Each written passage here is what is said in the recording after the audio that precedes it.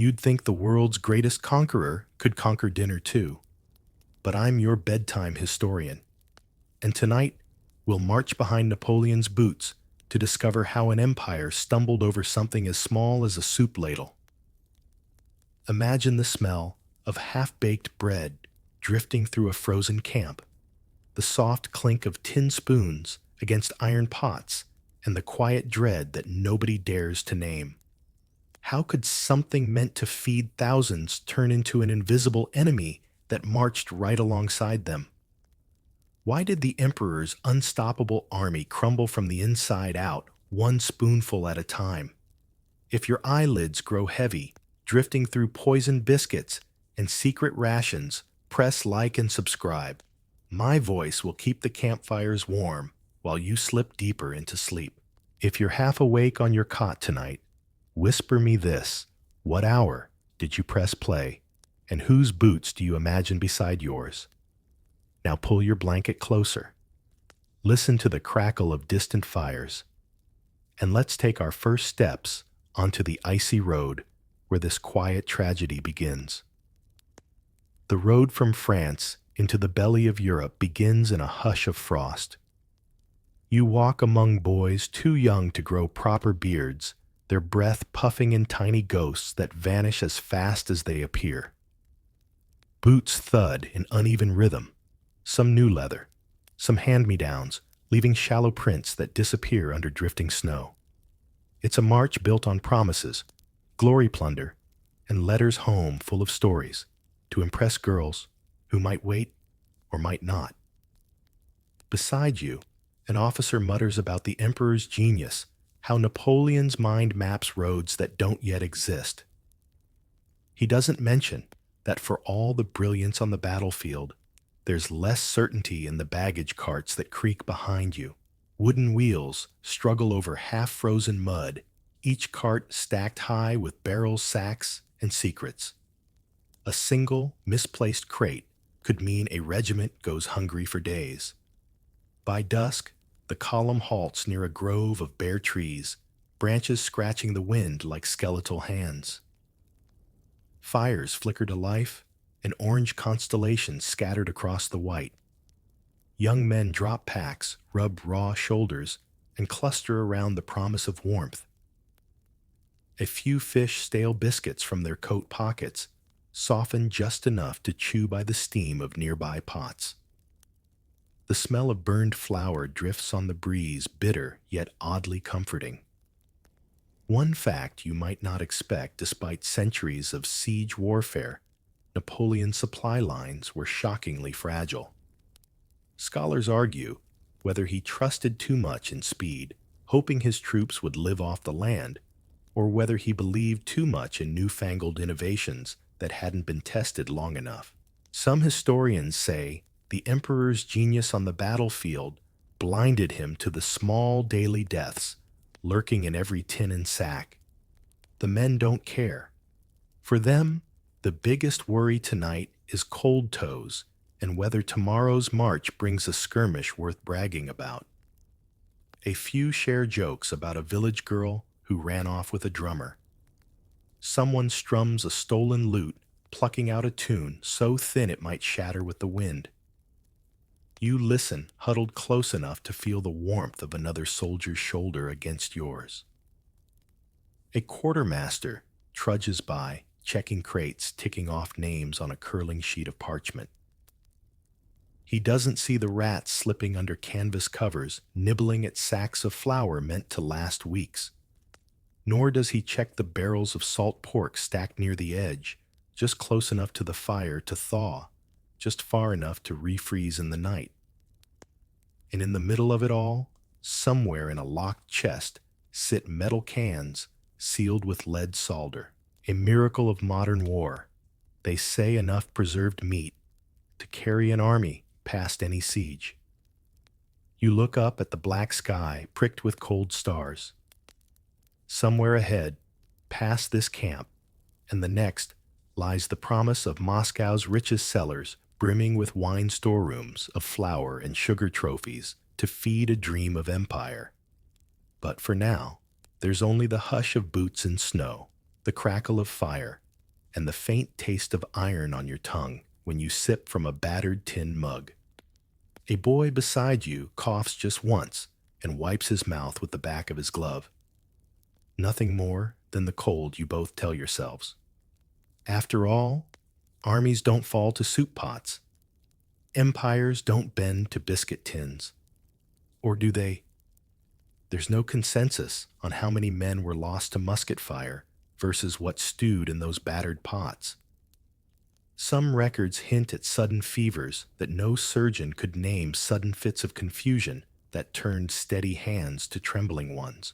And yet the march went on boots, scraping snow fires, flickering out the quiet poison hidden in every mouthful. So you settle deeper into your bedroll by the campfire boots, drying by the embers, belly half full of bread that tastes like victory until it doesn't. Overhead, the trees stand like silent sentinels, branches clawing the wind as if to warn you not all enemies ride horses and carry guns. Some sit in your mess tin, waiting for the first careless bite. A fresh dawn cuts through the camp like a cold blade, and you rise with stiff legs to the smell of bread. Not the sweet, soft loaves you dream of back home, but dense lumps of flour and ash that scratch your throat more than they feed your belly. A battered field oven wheezes near the edge of the camp, smoke curling lazily into the gray morning sky.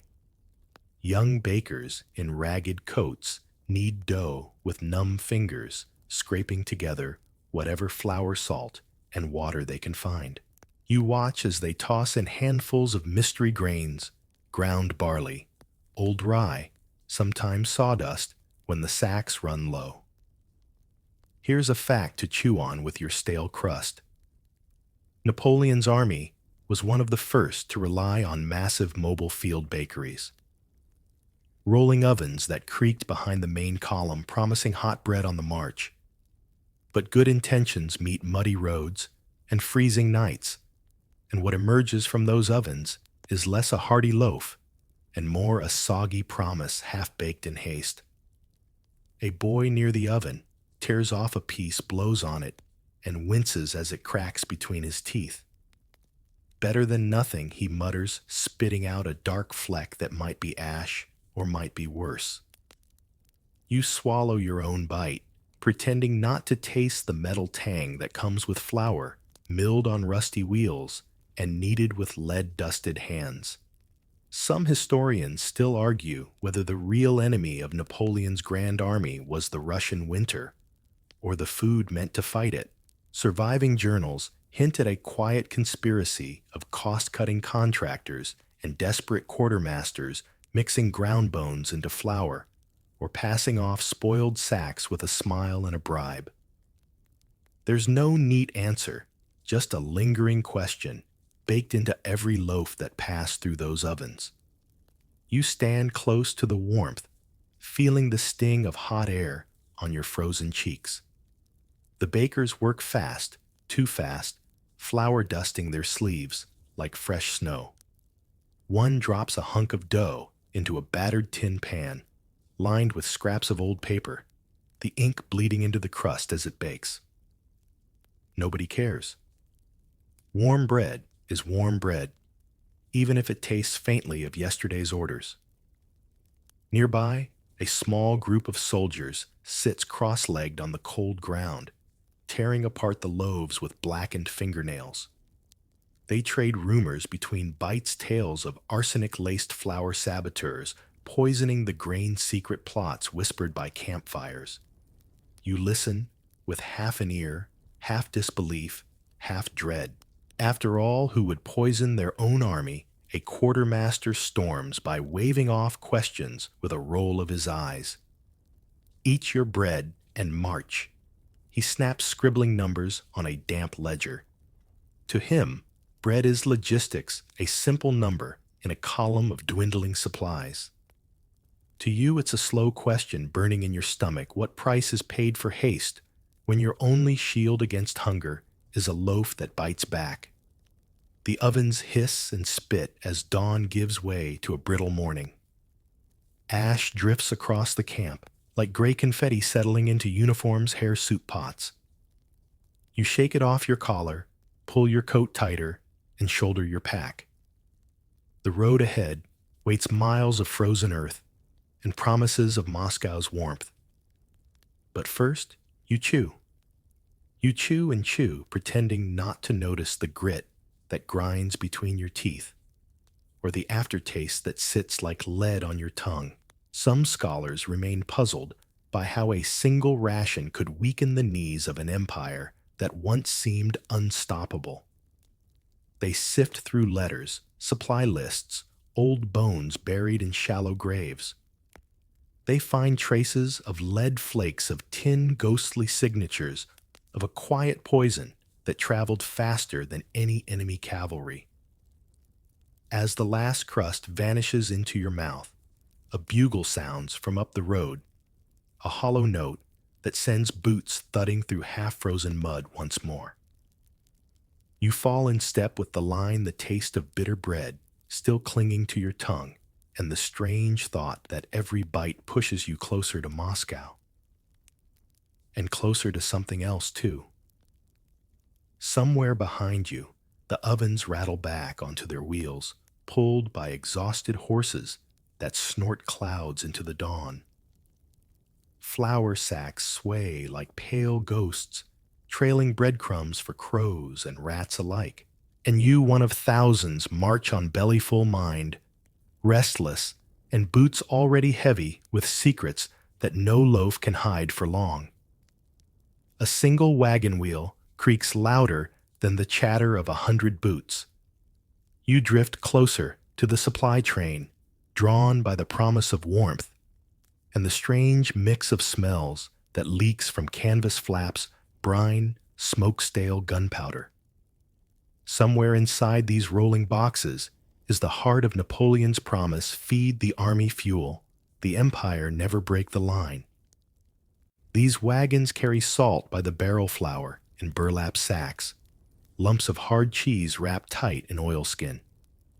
But they carry other secrets, too tucked between crates of gunpowder and kegs of rum. Saltpeter hides in small canvas bundles, destined not for soup, but for musket balls and cannon mouths. It's a risky dance. Keep the gunpowder dry, the food safer, and the rumors quieter. A corporal stands guard by the biggest wagon musket, slung low, eyes flicking to every passing hand. He knows what's inside could turn an empty stomach into a full one, or blow the whole column sky high if a spark finds the wrong crack. He doesn't smile at your curiosity. He just nods you along deeper into the supply snake that slithers behind the Grand Army's iron spine. You pause by an open crate. Salted herring gleams in pale brine, next to cloth-wrapped bricks of saltpeter that look too clean, too innocent. A camp cook elbows you aside, grumbling about rations that taste like dirt, and the new tin pots that leave a bitter tang no matter how long they boil the stew. He mutters about how some wagons were loaded in secret back in Vilnius barrels, stamped with strange marks accounted for by men with soft hands who never see the front. There's a historical puzzle tucked in this creaking line of carts.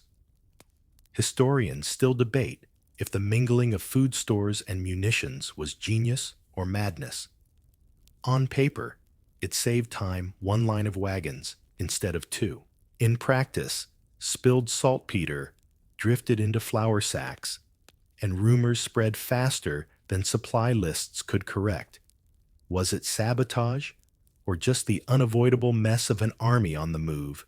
You follow a pack of men hauling crates toward a makeshift tent.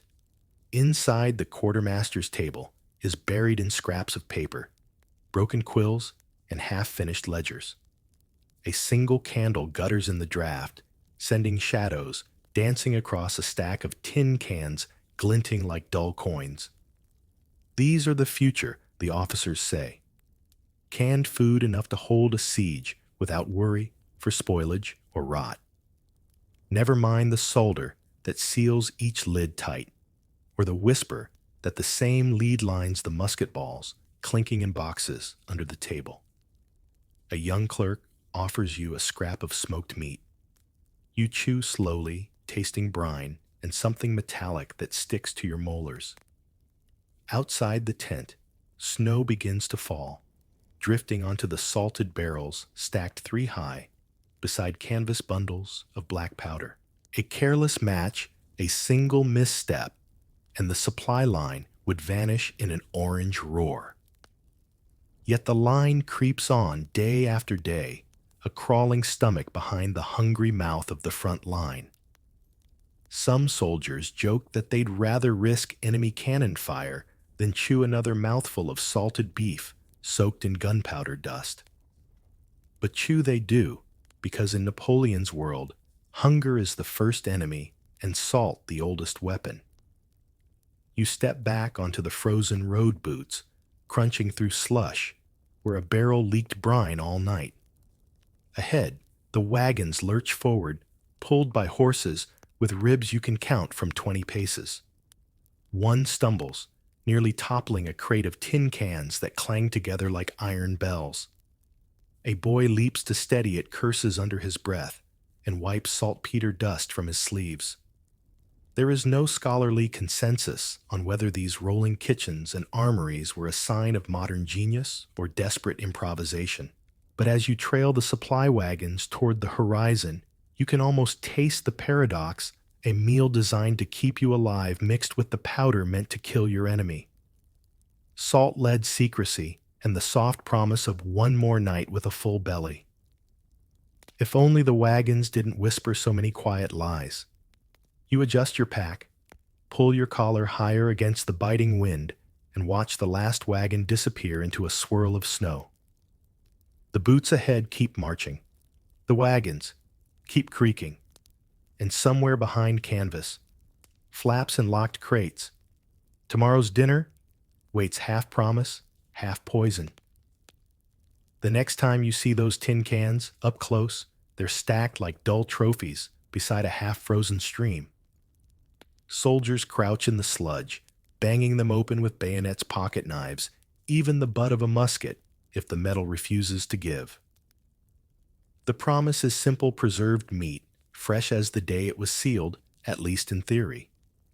You pry one open with stiff fingers.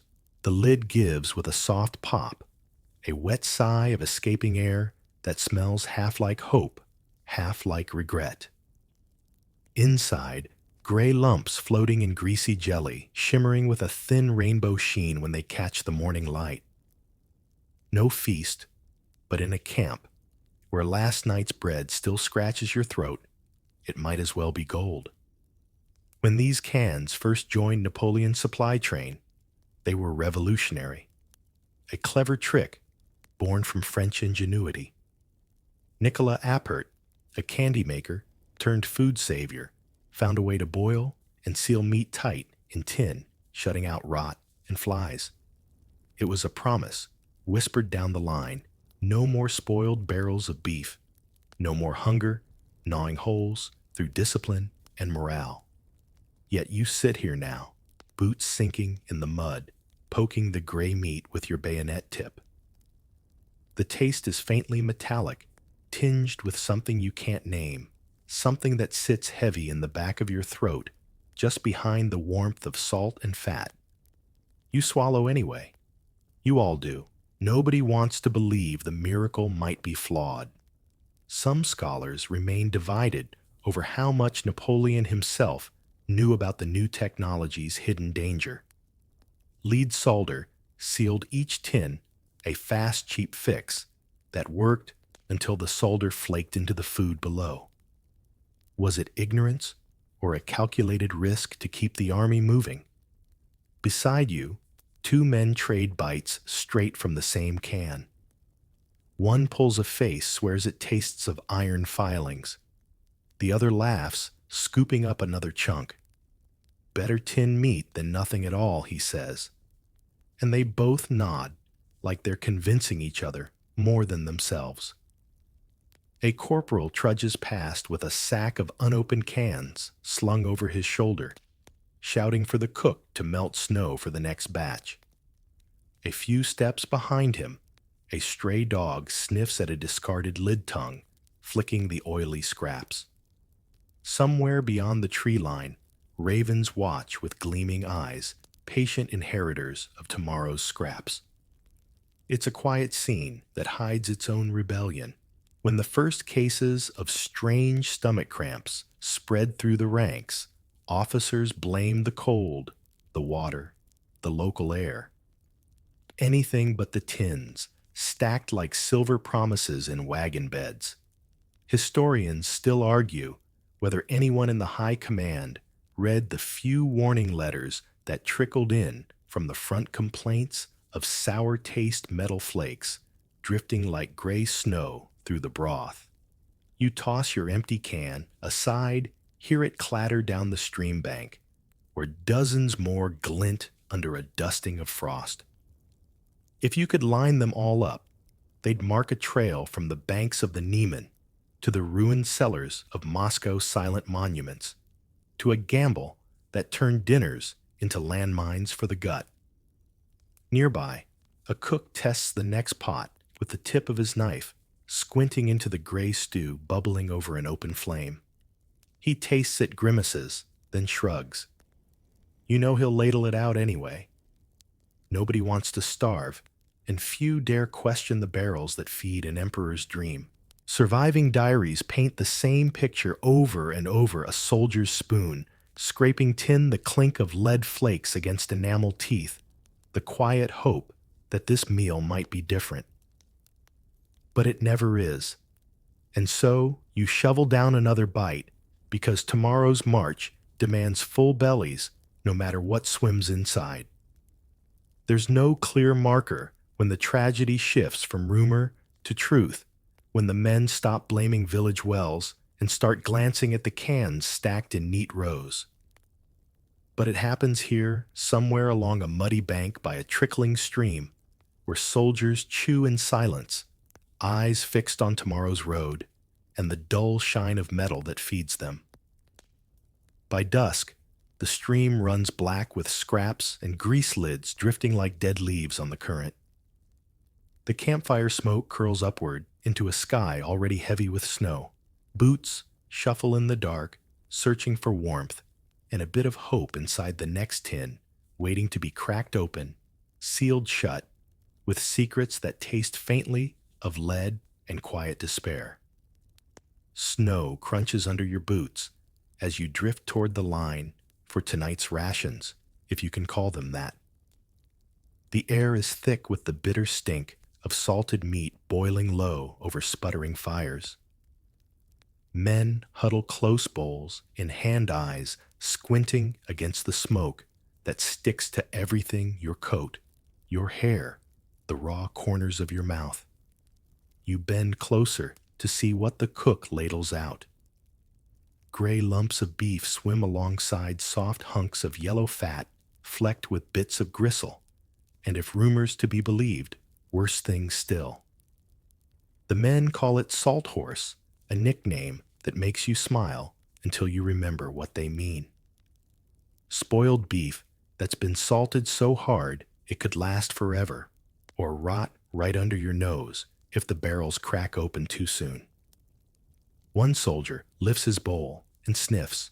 He pulls a face, mutters about the smell like a dead mule washed up on the riverbank. He eats it anyway. So do you. Because on this road, food isn't about pleasure. It's about staying upright for the next march, the next clash, the next cold dawn that promises one more mile closer to glory or ruin. A curious fact: salt horse wasn't new to Napoleon's men. Sailors chewed it for centuries, gnawing down hunks of beef so tough they cracked teeth long before they spoiled bellies. But here, far from any sea barrels, sat for weeks in frozen wagons. The salt seeped, the brine turned sour, and what should have kept you strong now nibbles at your gut from the inside out. A boy nearby spits out a stringy bite and wipes his lips on his sleeve. He jokes that tonight's stew has the texture of boot leather soaked in vinegar. You chuckle, not because it's funny, but because laughing beats thinking too hard about the next bite. He tosses the scrap aside. A scrawny dog snaps it up, growls once, then slinks off behind the wagons. Some scholars still puzzle over why the Army's food inspectors turned a blind eye. Surviving manifests list tons of beef, salted in foreign ports, barrels traded hands so many times that no one really knew what they held by the time they rattled across the steppe. Was it carelessness, corruption, or a gamble that the cold would keep the rot at bay? No tidy answer, just rumors swirling through the soup pot, like bits of gristle no one wants to name. You cradle your bowl close to the fire, pretending the heat masks the taste. The stew coats your tongue with salt fat and a faint metallic tang you've learned not to question. Around you, the men chew in silent spoons, scraping wood and tin with dull rhythm. Somewhere down the line, a pot tips over spilling gray broth into the snow. Nobody bothers to scoop it up. The cold will freeze it solid before morning, a ghost meal for crows or dogs, whichever finds it first. One man cracks a joke about the emperor's feast in Moscow, imagining cellars stuffed with real beef barrels of wine, towers of sweet cakes just waiting for the first lucky soldier to kick down the door. You smile with him, letting the fantasy warm your belly, more than the rancid meat ever could. In truth, you know the road ahead only promises more barrels, more salt, more quiet aches that start in your gut and settle in your bones. Historians argue whether the salt horse really broke the Army's spine, or if the cold did it first. But when you lick the last scrap of fat from your spoon, you feel the truth linger behind your teeth. Spoiled meat doesn't carry a musket, but it can break a line just the same, slowly, quietly, one bellyache at a time. You toss your empty bowl to the snow and stand. Tomorrow brings another march, another pot, another bite that tastes faintly of something you'd rather not name. But tonight, the fire holds you here, flickering warmth against a cold wind that smells of smoke salt and secrets buried deep in barrels stacked 3 high behind creaking wagons. You wake to coughing. Not the deep bark of cold lungs, but a dry rattling sound that sticks around long after the last ember fades. Around you, campfires sputter under fresh snow. Men stir from damp blankets, rubbing eyes crusted with frost and sleep. But it's the surgeons who move first, shadowy figures, clutching battered bags of tools and bottles that clink like morbid lullabies. A sick tent stands apart from the rest, canvas sides flapping weakly in the wind. Inside, the smell hits first, pungent, sour sweet in the worst way.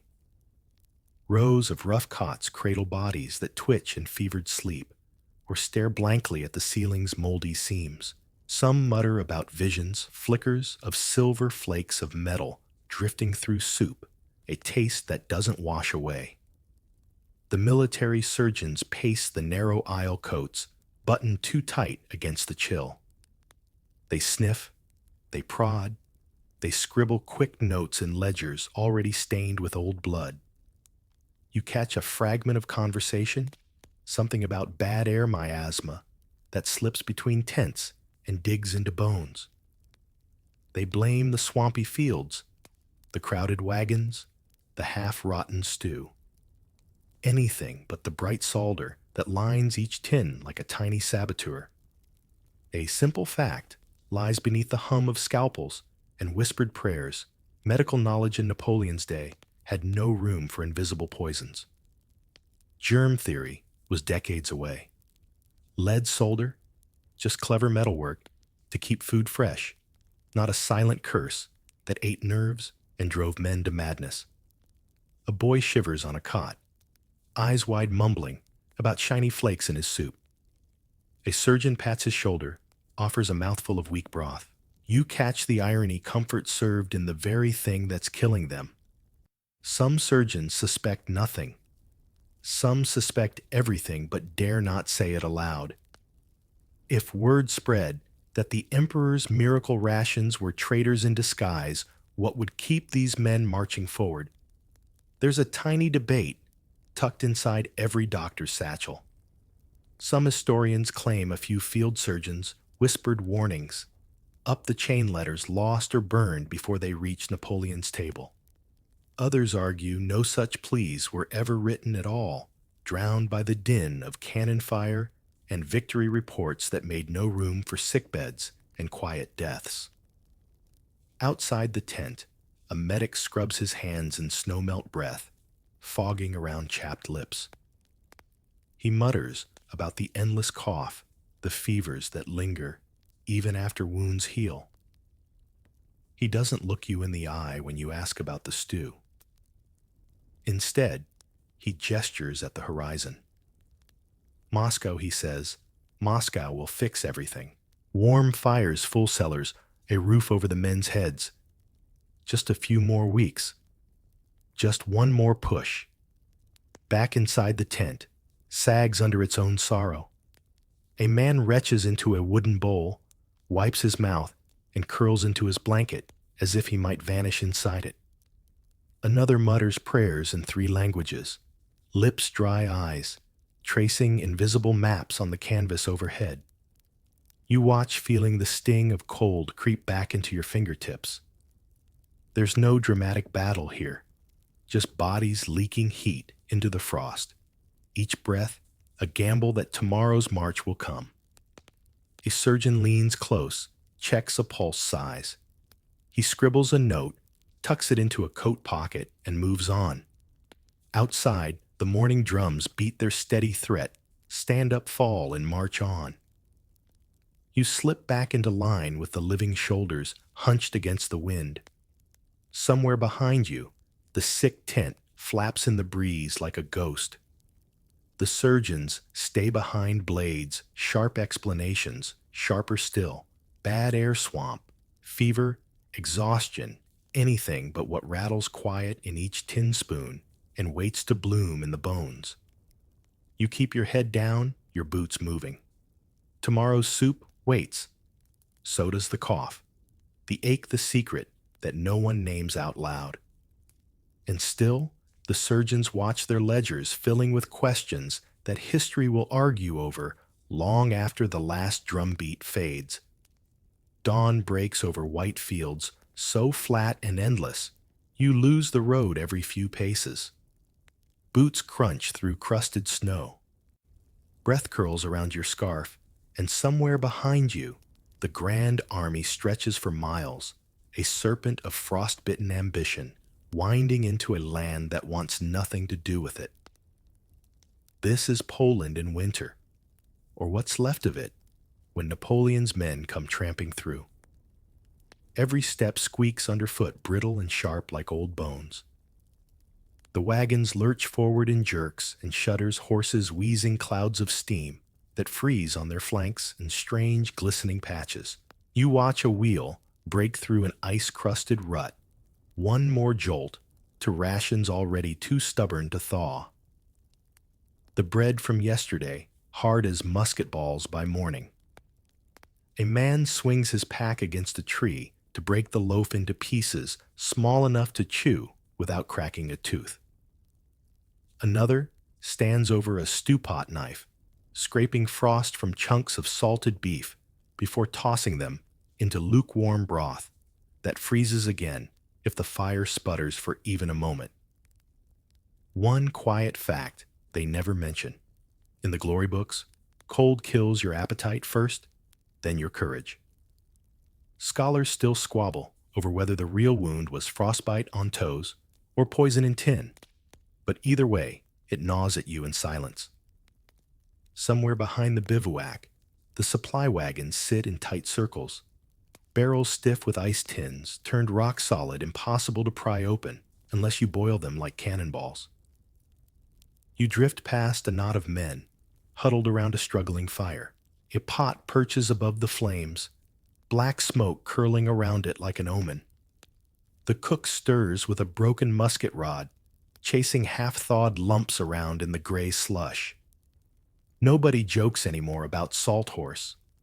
Nobody mentions lead solder or tin flakes. They just watch eyes hollow, hoping for warmth more than taste. An officer trudges by, glancing at the pot, then at the silent line of bowls waiting to be filled. He makes a note on a soggy scrap of parchment, but you know he won't write the truth that men are spooning poison into themselves because hunger outvotes suspicion every single time. There's a rumor drifting through the camp that the emperor himself promised fresh stores at Vilnius casks of wine barrels, of smoked hams, sweet butter, frozen like gold, waiting in cellars. Some swear they've seen the wagons locked tight under guard. Others say they're just empty boxes, rolling along for show a moving promise to keep the line steady. You break off a chunk of frozen bread, with your teeth chew slowly until your jaw aches.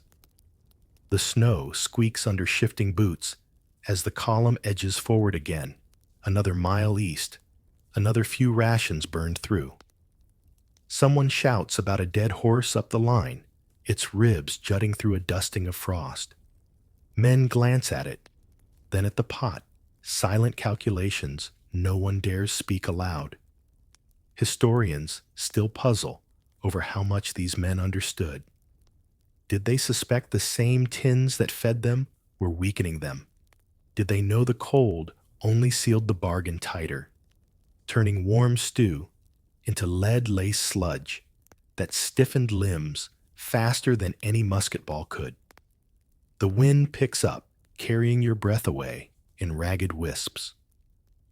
A drummer taps out a slow, muffled cadence boots, shuffling in rhythm through drifts that hide ruts and rocks alike. You pull your coat tighter, feeling the stiff fabric scratch at your throat. Somewhere ahead, beyond a line of barren birch trees, Russia waits cold, indifferent, ready to swallow up every promise made in Paris, and every spoonful scraped from a battered tin. As dusk slips in, the last fires sputter under drifting snow. Pots hang over embers that flicker like half-kept secrets, melting what little ice clings to lumps of salted beef. You watch the soup swirl and wonder how something so warm can leave you colder inside an invisible frost that works its way into bone and spirit both. Another mouthful goes down.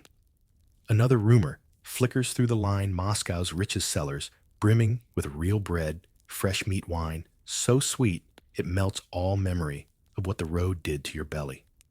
But first, you march. One frozen spoonful at a time. A scrap of paper flutters in your glove, stiff with cold corners stained with grease and a thumb smudge of ash. It's not yours. It drifted past the cook fire caught under your boot, and now you read it by the flicker of a dwindling flame. Not an order. Not a ration list. A diary page. Someone's quiet voice stitched into the roar of marching boots and snapping musket straps. In the hush between drifts of snow, you lean closer to the tiny scrawl. Soup tonight, bitter metal taste. Pierre says flakes in pot. Cough worse. Head swims. It's a soldier's truth, no strategy, no glory. Just a spoon scraping the bottom of a battered tin.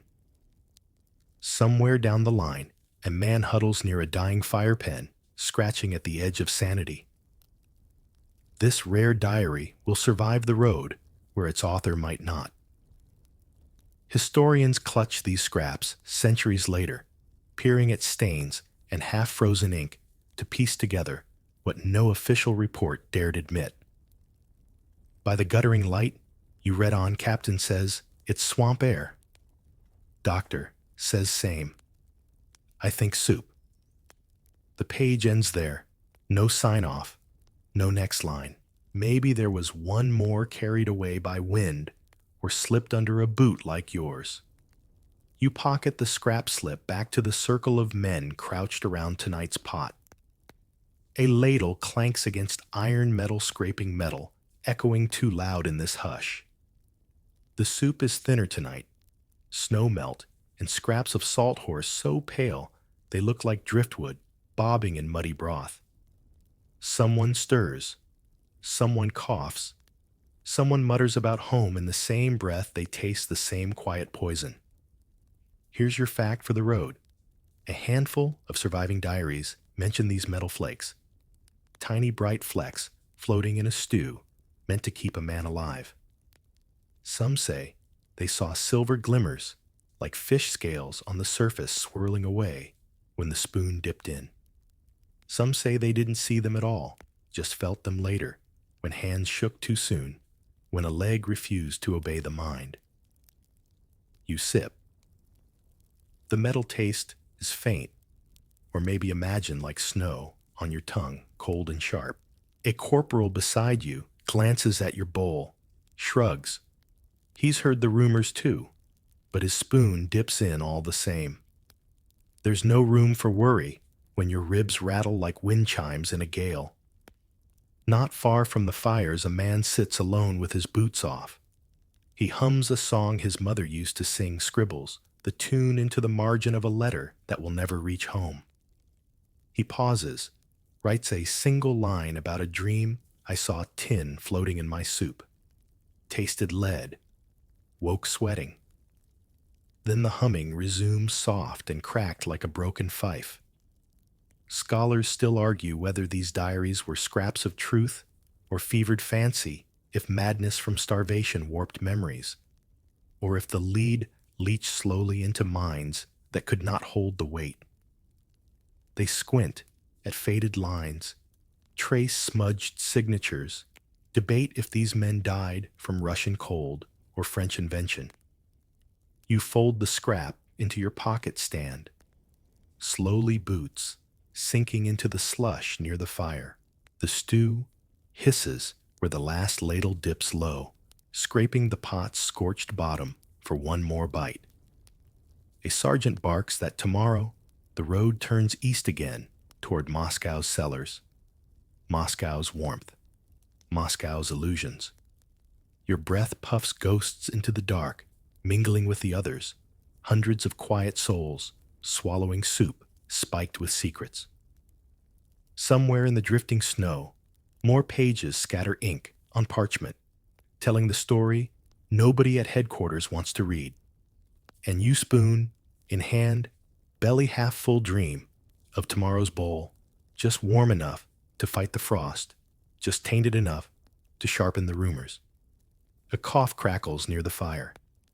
Another scrap drifts by your boot, but vanishes before you can reach it, caught by the wind that always knows how to hide the truth better than any quartermaster's ledger. Boots slog through half-frozen sludge, step after step after step. You taste iron in the back of your throat, maybe from the tin spoon you cradle like a relic, maybe from something deeper lodged, where even warm broth can't wash it clean. Tonight, there's no fresh snow to cover what's left behind. The camps sprawl across churned fields, dotted with broken barrels and drifts of gray ash. Men squat by small fires that barely pierce the cold bowls, in hand-eyes half shut as they swallow whatever the cooks ladle out. Each mouthful tastes the same salt fat, a whisper of metal that scratches your gums raw. It's here that you feel it most, the enemy you never see. Not the Cossacks lurking beyond the tree line, not the rifle barrels hidden in distant hedgerows. No, this enemy creeps through your veins one spoonful at a time, slow as frost, stubborn as hunger. A surgeon passes by, lantern swinging at his hip. He doesn't pause when a soldier doubles over beside the fire, clutching his belly like he's swallowed a musket ball. No blood, no wound, just a quiet, invisible bite that works its way inward. You watch him struggle to his feet, mouth pressed tight against the cold. He'll march tomorrow, or he won't. Either way, the column keeps moving. A fact the history books sometimes bury under grand maps and brass buttons. Lead loves soft places. Soft minds, soft bones. A few spoonfuls here, a few mouthfuls there, and the bright solder sealing each tin turns traitor inside your ribs. No grand battle, just fingers trembling, when they should hold a musket steady. Jaws aching, when they should shout orders across the frozen steppe. Beside you, a corporal rubs his wrists, muttering that his joints feel older than his father's back home. He laughs it off when someone teases him, calls him grandfather, tells him to eat more stew and worry less about ghost pains. But you see it in his eyes when he lifts the spoon to his lips, the fear that the joke is true. That something small and bright is gnawing at the bones under all these ragged coats. Scholars still debate how far the poison spread. Some say a few unlucky barrels, a single shipment of badly sealed tins. Others argue it seeped through the whole line quiet as snowfall.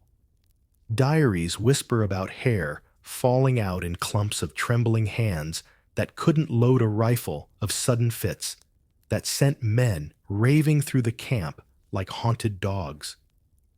You scrape the last broth from your tin and stare at the pale swirl of metal at the bottom. Maybe just fat, maybe something else. A soldier near the fire jokes that you should save it for tomorrow. Melt it down for musket balls when the real food runs out. His laugh is brittle as frost on bare branches. In the hush between jokes, someone tells the story of a captain who spat blood for 3 nights before he fell silent. They say he wrote to the emperor before he died, begging for fresh rations, fresh tins, anything that didn't bite back when swallowed. Whether that letter ever left the snow is just another thing historians argue over now, like how many bones it took to learn the truth. You stand slowly, spoon tucked into your belt belly, warm but not settled. Around you, the fires sputter under the spit of falling sleet. Horses snort in the dark, their flanks twitching against the cold.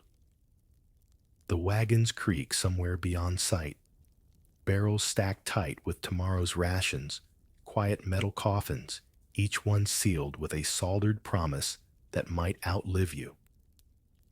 Boots thud behind you, another squad falling in for the night's watch muskets, slung low eyes, hollow under frost-rimmed caps. One man taps your shoulder, asks if you felt the ache in your teeth yet. He grins when you don't answer the gap in his smile black, where a molar used to be. He pats his stomach like it's a joke and drifts back into the dark. You stand by the dying fire a moment longer, feeling warmth bleed away with each crackle. Somewhere under your skin, something gnaws, slow and steady. Lead-cold hunger. It's all the same enemy now. Quiet patient, loyal only to time. Some rumors don't stay buried in frozen mud. They travel faster than the wagons themselves. You hear them between spoonfuls, whispered over flickering fires, carried on breath that steams the night air before vanishing into the dark. They begin as jokes. The tin cans taste strange. Must be sabotage some sly cook from the last village slipping poison into the stew. Or maybe the tins came from a trader's factory lead instead of iron rust instead of trust. A muttered laugh here, a raised eyebrow there. But laughter turns to suspicion, faster than soup turns to sludge in the cold. You walk past knots of soldiers hunched in the lee of supply carts. They lean close, words muffled by scarves and frost. Names drift up, quartermasters, bakers, contractors, who sold the army its miracle food for a fat purse and thin excuses. Fingers point backward. Paris Vilnius, the emperor's own table. Who signed the papers? Who stamped the barrels? A soldier pulls you aside by the elbow, eyes wide as the moon that barely cracks the black sky above. He swears he saw a sergeant bury a barrel by the river, half full and leaking dark brine. Said it smelled like old blood and gun oil. Why bury food if it's safe to eat? And if it's poison, who else knew facts twist in the frost? Some say there were report-sealed letters that never made it past the high command's gate. Others claim the emperor knew but trusted glory to outrun poison. Historians still argue if Napoleon's genius stopped at the battle map's edge, or if he gambled away a few thousand stomachs to keep the rest marching. A corporal sits alone near the fire's last warmth. He sharpens a bayonet that hasn't seen blood in days, eyes fixed on the blade's flicker. He tells you the wagons ahead hold fresh tins shipped straight from Paris, packed tight under lock and guard. He smirks as he says it, spitting into the snow. Says if they're so precious, why do the officers keep eating fresh bread while the rank and file scrape gray jelly from cans lined with bright metal?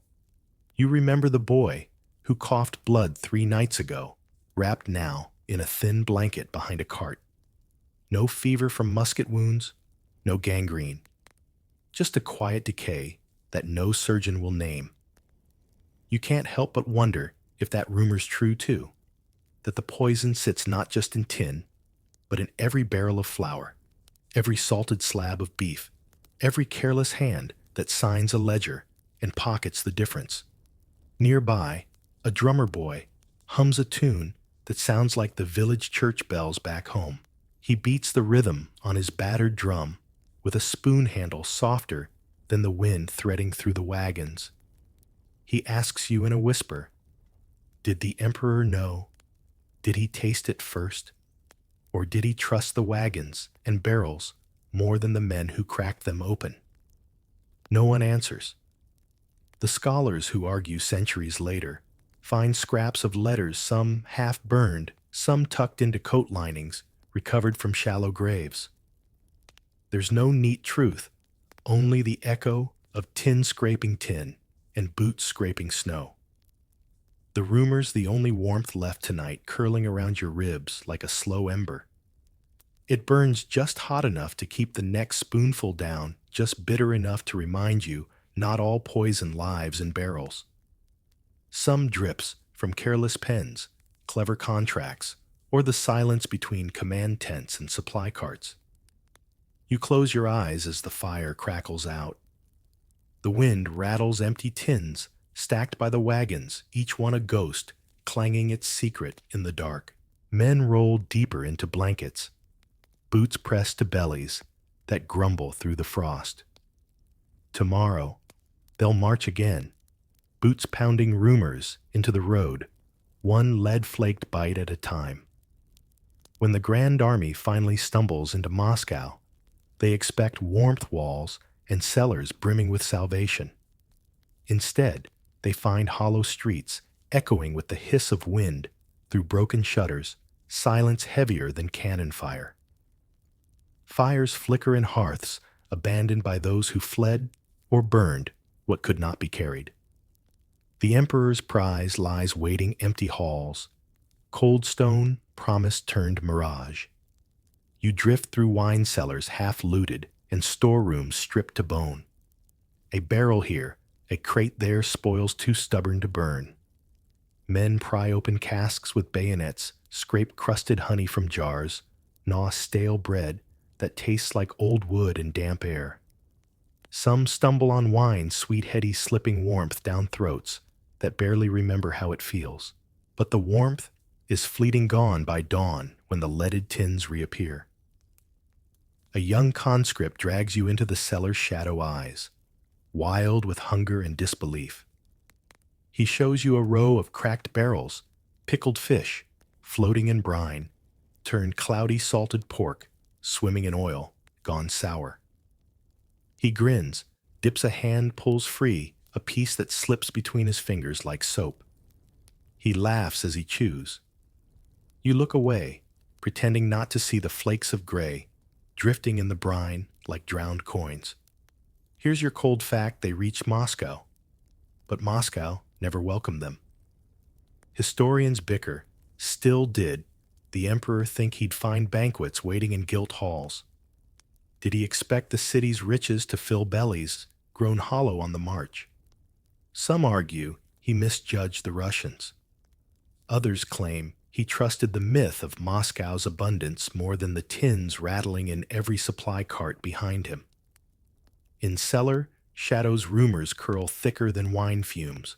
Some whisper, the tins here are different, sealed tighter, soldered by the same careless hands that packed the first ones. A sergeant swears he found flakes floating in the stew, boiled from looted barrels. Another swears by the casks of vodka medicine against poison, they joke. But it's a joke that slides thin on cracked lips when coughs rattle the walls long after the cups run dry. You step over a man sleeping beside a pile of broken wine bottles. His breath fogs the glass as if toasting a ghost feast. The cellar stinks of damp stone and spilled Hope salt tin stale breadcrumbs. You drift up the stairs into hallways, stripped bare. Paintings, slashed carpets torn to rags, candle stubs melted into strange shapes. Empty wealth echoing down corridors, where boots used to dance now stamping lead deeper into bone. Somewhere near the city square, men trade barrels like dice, 1 tin of beef for half a bottle of red, a handful of flour for the last spoonful of honey stuck to the bottom of a cracked jar. They toast to the emperor's genius with mugs that taste faintly of solder. They spit the word genius like a prayer, half curse, half hope that the next spoonful might be clean. There's a line of soldiers bent low over a fire that crackles on palace marble. They stir stew in silver pots lifted from noble kitchens, but the taste stays the same metal brine secrets. A corporal jokes that even Moscow's ghosts don't eat this stuff. The laugh drifts into the snow falling through broken windows. Scholars still argue if these men could have turned back sooner, if full cellars and warm hearths could have patched the cracks in boots, the tremble in fingers, the poison that slipped soft as dusk through empty stomachs. But the records stay tangled.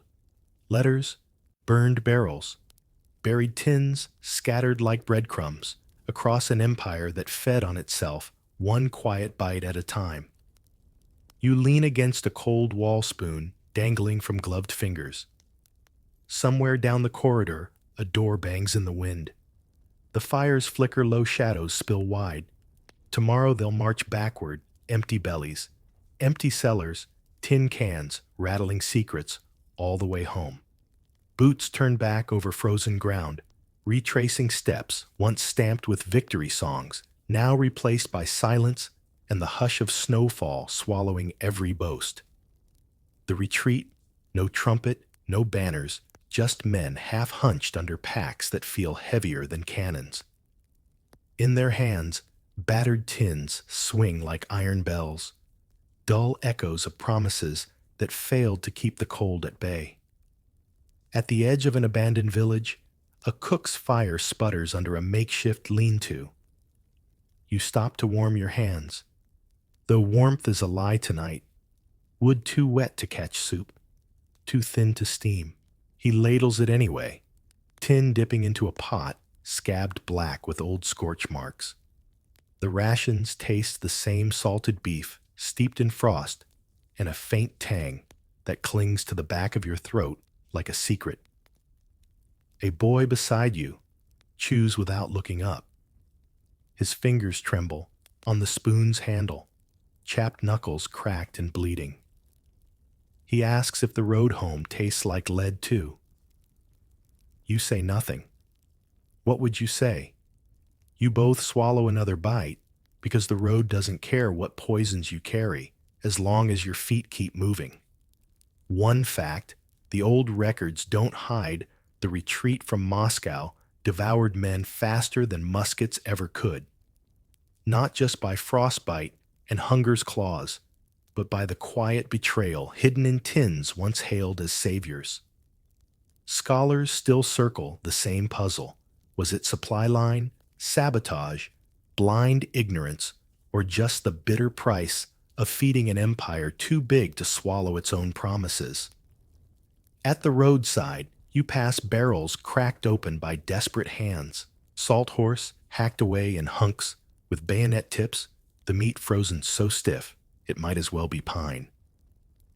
A man drags a can through the snow, like a pet dog banging it on tree trunks until the lid caves and he can fish out whatever remains inside. Each clang rings down the empty road, a prayer and a curse in the same breath. A corporal tries to rally his men with a joke, claims that by the time they cross back into friendly fields, they'll be so pickled in lead they'll never age another day. The men laugh a brittle hollow sound that rattles as cold as the cans swinging from their belts. A surgeon trudges past on a lame horse satchel bulging with ledgers full of names he can't save. He doesn't look at the empty tins piled in the ditch, doesn't see the ghostly glint of metal where they catch the weak sun. Some say he wrote reports. No one read letters that dissolved into rumors on the wind. Some say he too scraped soup from a tin and learned the taste too late.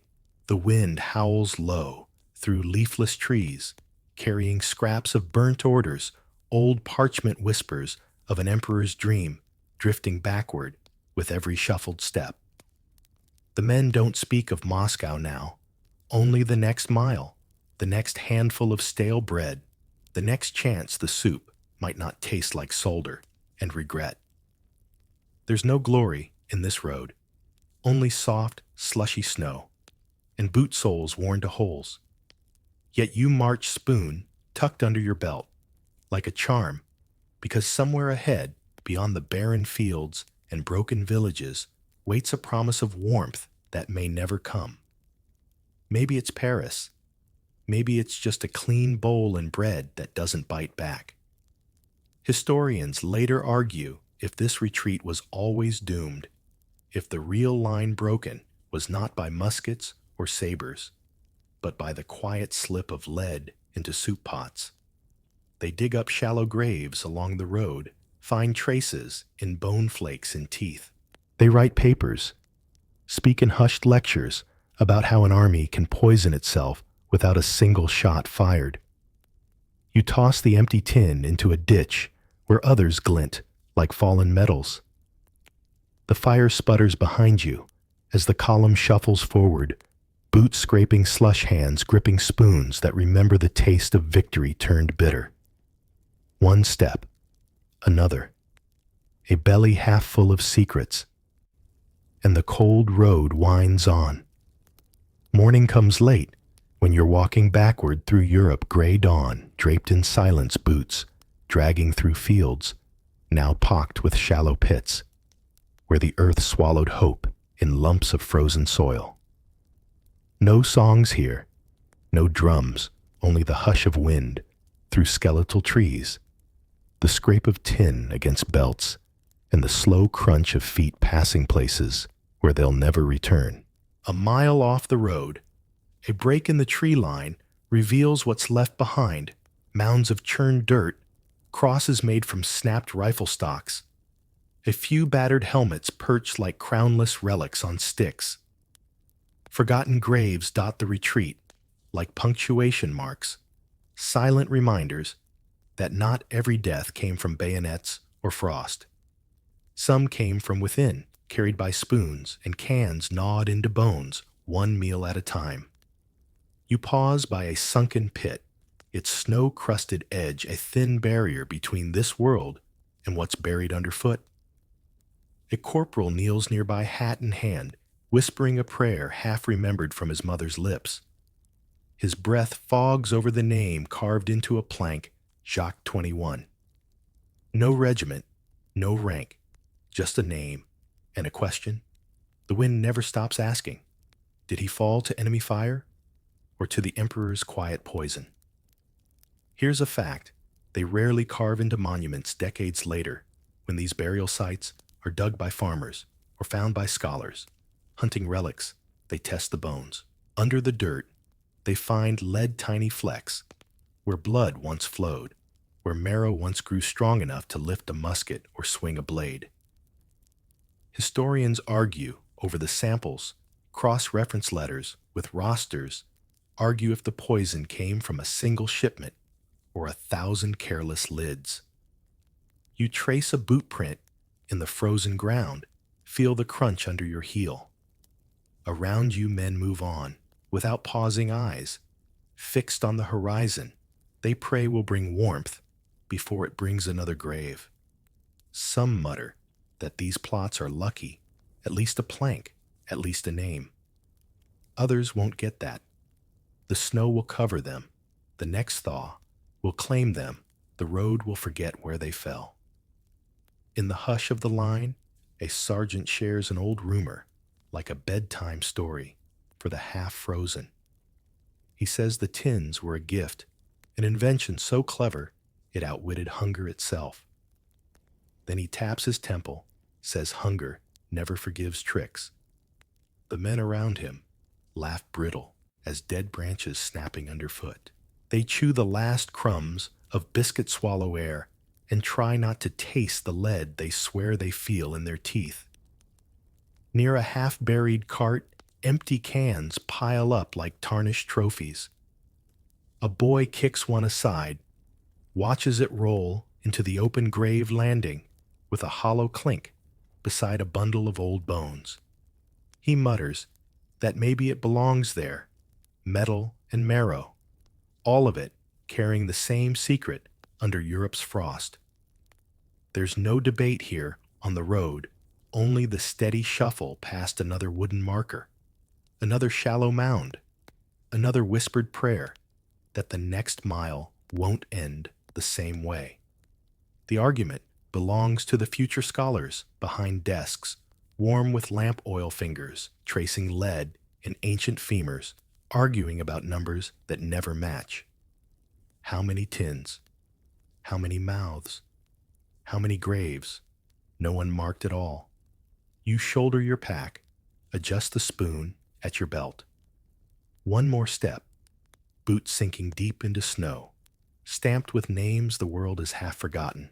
The wind lifts your breath in tiny ghosts that drift over the mounds, brushing the helmets. The rifle crosses the last proof that some poison leaves no wound you can see. Ahead, the column bends out of sight behind a low hill, crowned with black trees. Beyond that, more snow, more shallow pits, more secrets stitched into the soil, where only bones and quiet lead remain to whisper what the tins won't say. The road home lies buried under years, under frost, under the hush of scholars brushing dirt from bones no drum ever mourned. It begins in dusty rooms, far from the fields, where boots once crunched through snow rooms stacked with yellowed letters, faded maps, boxes of brittle diaries, that smell of mildew and secrets left too long in the dark. It starts when a curious mind lifts a scrap of parchment, an old quartermaster's manifest listing barrels of salt pork, sacks of flour, crates of bright tins sealed tight with solar. In the margin, a single note, suspect spoilage, returned to Vilnius. A question mark that historians chase across decades' pages, the soft curve of a femur dug from a shallow grave beside a Polish road. A fact that rattles like musket balls in a tin. When those bones first surfaced, no one expected to find poison. Death by frostbite, starvation, fever. Yes. But the test results whispered a quieter truth. Microscopic lead flakes tucked into marrow, lodged in enamel, drifting like ghosts through the hard walls of men who never saw them coming. You stand in this quiet archive, now dim lamplight, catching dust motes that drift like tiny tin flakes of their own. A bone laid bare on a black velvet tray, a neat core sample labeled in careful Latin. One scholar leans close glasses, slipping down his nose, whispering a theory to another who frowns and nods. Were the tins sabotage cheap shortcuts? Was it only neglect some factory clerk pocketing coins by swapping safe solder for soft lead? Surviving orders and forgotten letters peel back a scandal no battle trumpet ever blared. Crates miscounted, tins returned, and relabeled barrels rolled out the door again to another regiment weeks later. Some say the emperor knew. Others claim he couldn't have his mind too full of cavalry lines and cannon arcs to fuss over soup pots and sealing wax.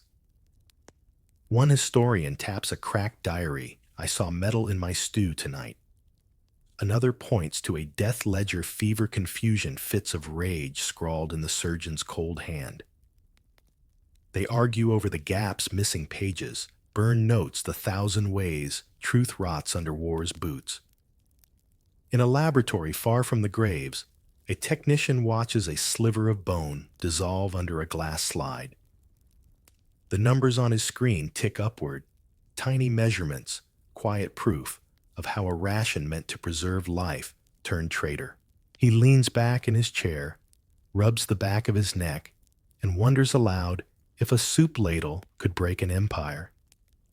The wind outside rattles the shutters of this old archive, like it rattled wagons creaking toward Moscow. You stand among the ledgers, the bones, the questions, and taste the same sharp tang you imagine they did tin and lead hope turned bitter in the mouth. There's no neat confession folded into a dispatch box. No signed order stamped poison the bread. Only fragments, diary scraps, letters from worried surgeons who guess too late, shallow graves that don't argue but do not lie.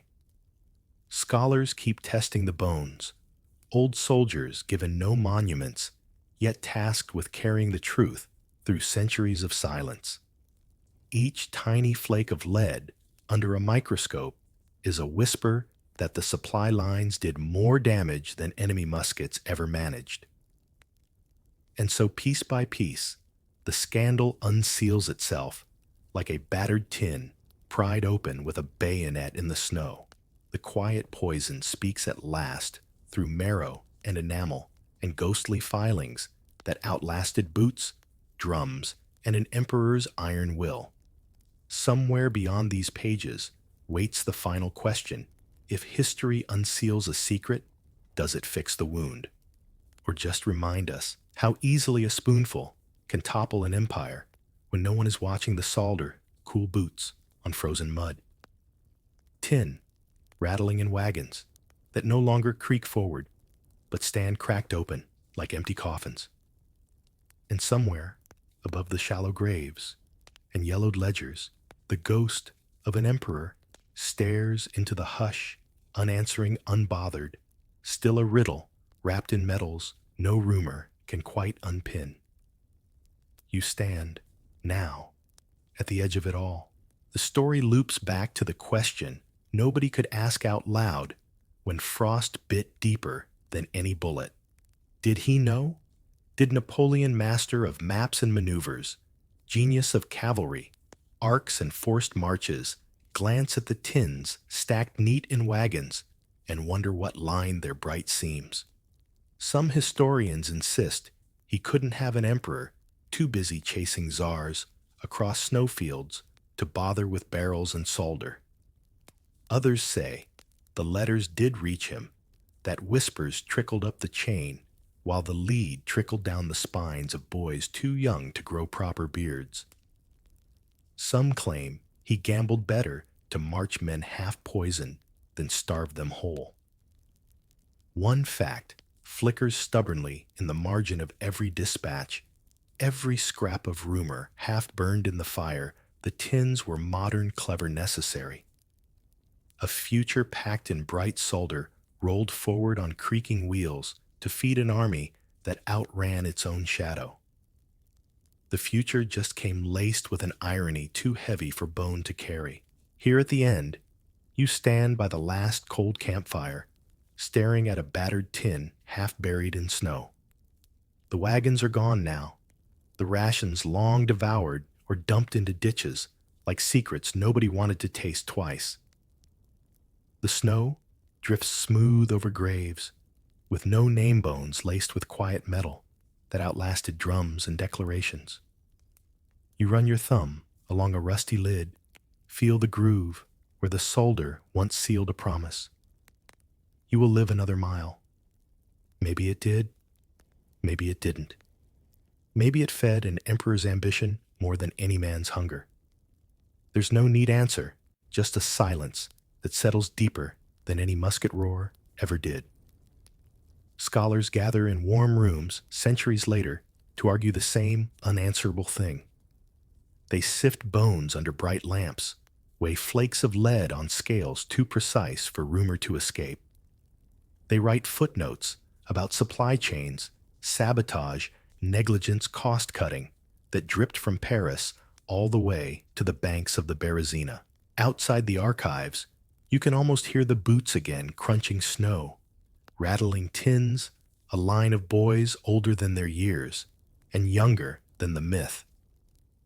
They march on empty stomachs and full rumors carrying something heavier than rifles tucked behind their ribs. In the hush of frost and fading fires, the final echo is not a gunshot, but a spoon scraping the bottom of a pot. A ladle dipped in tin bright flakes drifting unnoticed into bellies, already bargaining with the cold. Did he know? Some say yes. Some say no. Some say the question is the real poison, lingering long after the graves have frozen shut, drifting like lead in bone, where empire and rumor both sleep under the same snow. Yet if you listen closely, the hush of frozen fields dissolves into the hiss of boiling broth and the low murmur of hungry men, where another truth simmers quietly beside the dying embers. You stand at the edge of an open plain in Poland, where tens of thousands of boots grind the soil into sludge. The sun is a faint smear behind low clouds. Here, the Grand Armée doesn't just fight, it feasts, starves, and bargains all at once. The field kitchen, a cluster of ragged canvas tents and battered iron pots, is where conquest's true heartbeat thrums. Your nose stings from wood smoke mingled with the rank sweetness of stewed horse meat. A line of men, half-starved and half-laughing, shuffle past barrels leaking brine, each one clutching a tin cup that may or may not hold the last warm meal of the day. One cook sleeves, rolled up, stirs a pot so wide he could bathe in it, though you'd hope he doesn't. Historians agree that Napoleon's supply trains were ingenious for their time, but they also note a constant flaw. The farther the army marched, the longer the lines, the colder the soup. Some scholars still argue whether the Grand Armée's downfall was due more to Russian winter or rotting rations in the back wagons. Lean closer to a low fire, and you might hear jokes traded over the grimy fingers, tearing stale bread soldiers, whispering that the cook's spoon might poison as surely as enemy lead. The kitchen's chaos hides a fragile order. Feeding an army of 600,000 men means controlling not just hunger, but morale. A ladle swung the wrong way could cost a battle. You follow a corporal weaving between tent poles slick with frost. He snaps at a young boy lugging a bucket of onions, almost his own weight. Behind them, a pig squeals, tonight's special, if it survives the barter that's about to happen between an officer desperate for fresh meat and a local farmer who wants more coin than honor. Everywhere you turn, small, fires sputter in the damp air. Sacks of flour spill like pale ghosts into the mud. Bread crusts dry on a line beside a torn flag, symbols of conquest reduced to crumbs. Some men carve potatoes with bayonets, muttering about when they last tasted real butter. Others hide scraps in their boots, gambling that tonight's meal might vanish before they get their share. A cook near the largest pot lifts the lid to stir sending up a wave of steam that smells faintly of salted fish and burnt fat. He tastes it, grimaces, and drops in a handful of herbs stolen from a village garden. Surviving letters describe these improvised kitchens as both miracle and menace. Feed the men well, and they'd march forever. Starve them, and they'd desert at dawn. A stray dog darts through the camp, chased by 3 boys who hope it's tonight's dinner. Nearby, a sergeant laughs so hard he chokes on his bread crust. He's telling a story about the time he found a whole cheese wheel hidden inside a cannon barrel. No one asked how it got there. Researchers continue to debate how much these daily culinary dramas shape the outcome of campaigns that textbooks sum up in a single line. A lost shipment of salt pork here, a spoiled barrel of wine there, each detail nudging fate one ladleful at a time. Beneath the smoke, the clang of knives, and the hiss of boiling water, the field kitchen is a world unto itself, a kingdom ruled by men with cleavers instead of swords. They don't wear medals, but they keep the army alive, one dubious stew at a time.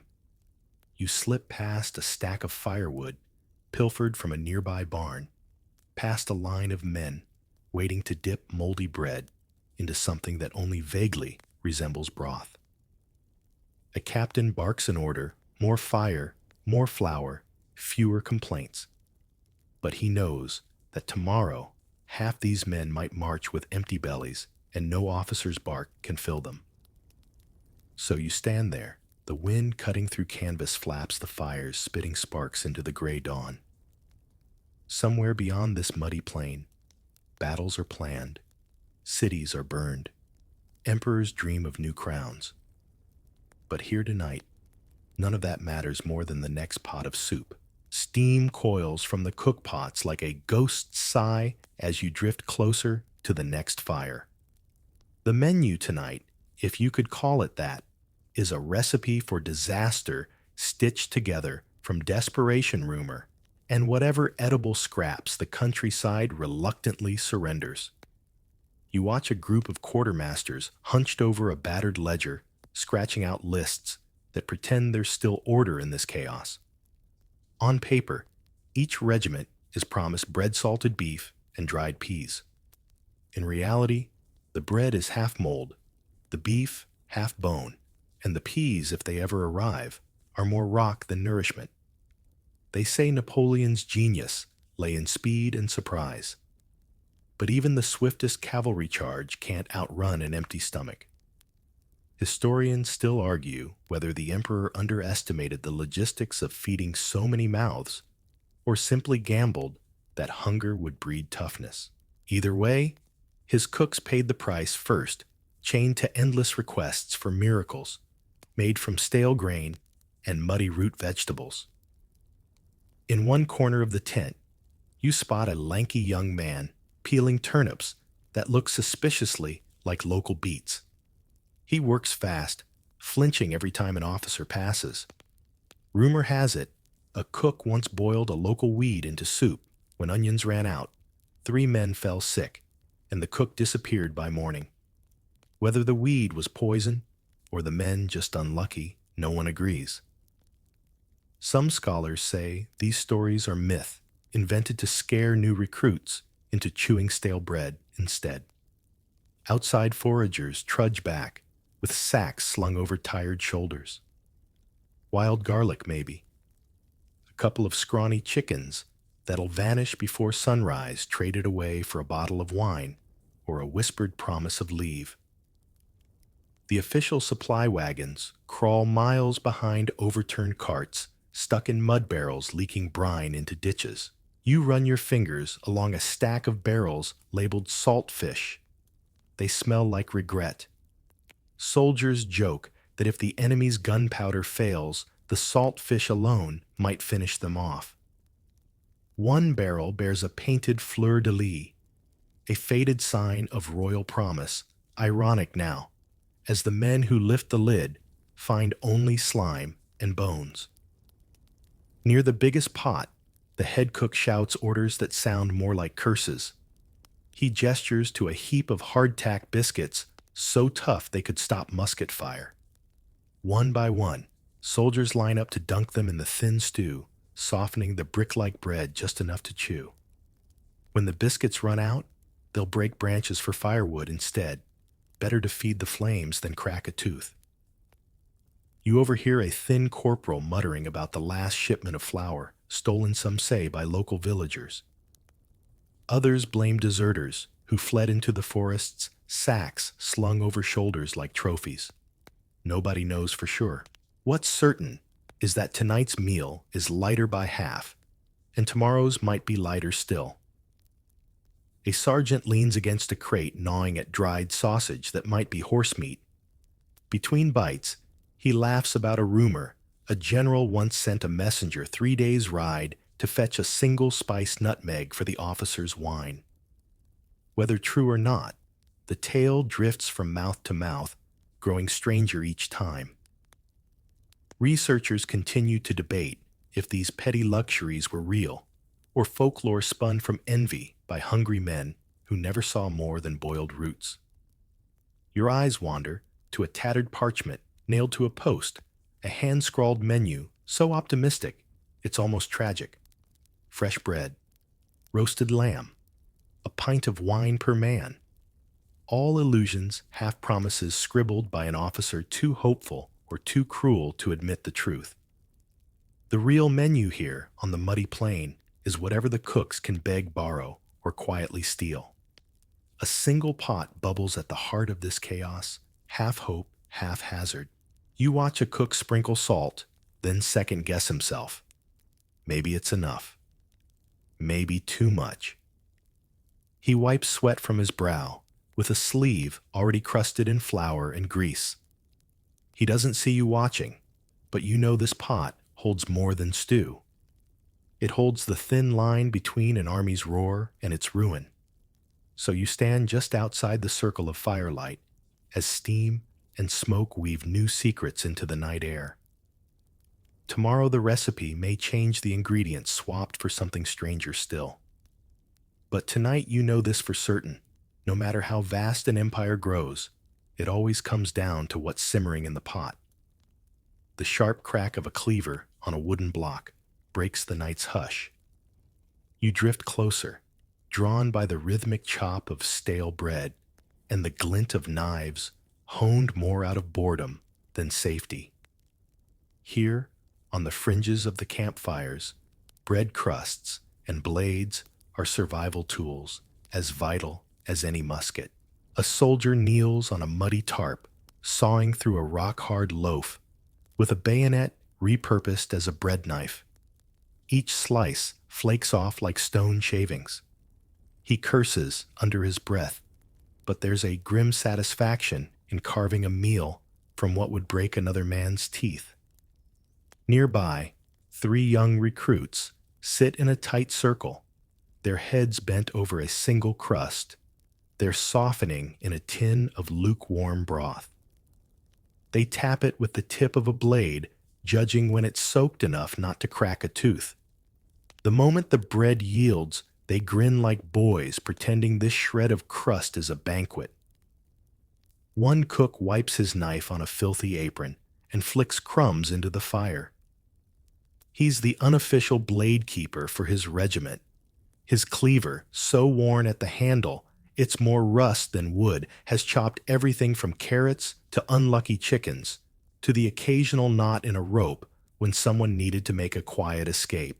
Historians still argue whether these improvised tools gave soldiers an edge in survival, or simply reminded them how close they lived to hunger's blade. Behind a stack of cracked barrels, an older soldier shows a nervous boy how to use a crust as a makeshift spoon.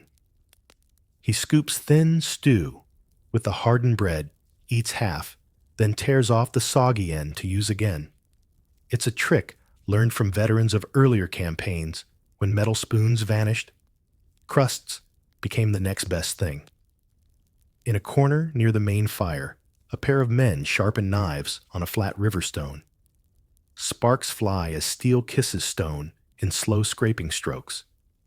They speak in low voices about rumors, enemy scouts spotted in the woods, flower shipments, gone missing officers, hoarding fresh eggs for breakfast omelets no common soldier will ever see. There's a quiet rage in each stroke of the blade, the promise that if the war doesn't get them, hunger might. You pass a circle of half-empty sacks, flour with weevils, black bread with mold threads winding through the crumb. One man slices away the green parts, muttering a joke about penicillin that's a century too early to be funny. He laughs anyway. They say soldiers survive on salt luck. And knives. Tonight, it's mostly the knives. A young drummer boy stares at his reflection in a polished blade lips moving as he recites the next day's roll call under his breath. The knife catches the firelight, turning him ghostly. Some scholars remain puzzled by tales of these boys so young yet so skilled with tools that could double as weapons and cooking aids alike. Were they child soldiers or simply kitchen hands with nowhere else to go? The records blur the line. You slip through rows of bundled firewood where a corporal slices stale cheese with a thin blade so sharp it could shave a sleeping sergeant. He hums a tune about home, but the tune turns sour when he nicks his thumb. He sucks at the cut, wipes the blood on his trousers, then goes right back to carving. There's no pause, just another mark, another meal, another joke about dying on an empty stomach with crumbs in your beard. At the far edge of the kitchen, sprawl a single lantern flickers above a rough table. Here, the head cook's assistant tallies knives, who borrowed them, who lost them, who claimed one as their own. It's a delicate balance, this makeshift armory of steel. A missing knife might carve bread tonight, but slip between ribs tomorrow if someone grows desperate enough. You stand back as the chopping, slicing, and scraping merge with the wind's low whistle through canvas tents. Each blade flashes in the firelight. Each crust passes from hand to hand. Out there, generals plan sweeping maneuvers. But in this circle of smoke and steel, survival is quieter measured in stale bread and the edge of a knife. The stew bubbles low in its iron pot, thick as rumor and twice as dangerous. You drift closer to the fire's hiss, where a cook's ladle stirs not just broth, but the slow swirl of suspicion that haunts every hungry mouth in camp. Here, dinner can be a silent gamble. One spoonful too many might be the last. A group of soldiers crouch near the pot, steam curling around their shoulders like ghostly hands. They whisper about a corporal who fell sick last week, bad meat or something worse. One swears he saw an enemy spy slip powder into the stew. Another laughs, says the cook's just too lazy to skim off the mold. The truth is lost somewhere in the swirl, like the bones at the bottom of the pot. Nobody wants to fish it out. Beside the stew, a battered tin cup passes from hand to hand.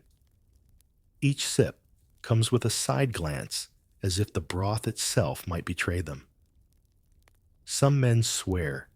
They taste bitterness, a sign they claim of poison drifting through the ranks. Historians continue to debate if such sabotage really plagued Napoleon's kitchens, or if these fears were just hungry men's minds feeding on shadows.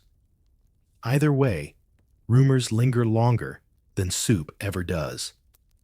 Under the canvas flap, you spot the cook himself, a stocky man with soot-streaked arms and a gaze that flickers from pot to soldiers like a wary dog guarding scraps. He knows the whispers. He's heard them since the last campaign, poisoned onions, spoiled wine butter swapped for rancid fat. Yet every night, he stirs the same pot, feeding suspicion along with hunger.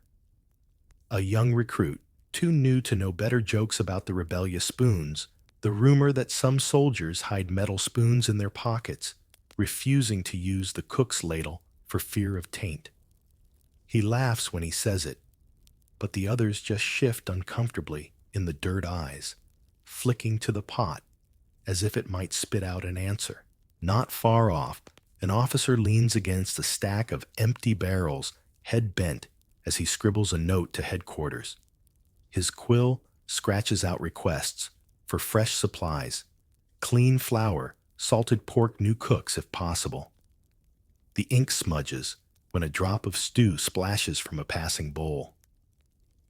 He curses who knows if that list will ever reach the supply trains dragging behind them like ghosts tied to wagons. Some scholars remain divided on whether Napoleon's field kitchens were truly organized chaos, or just chaos pretending to be organized.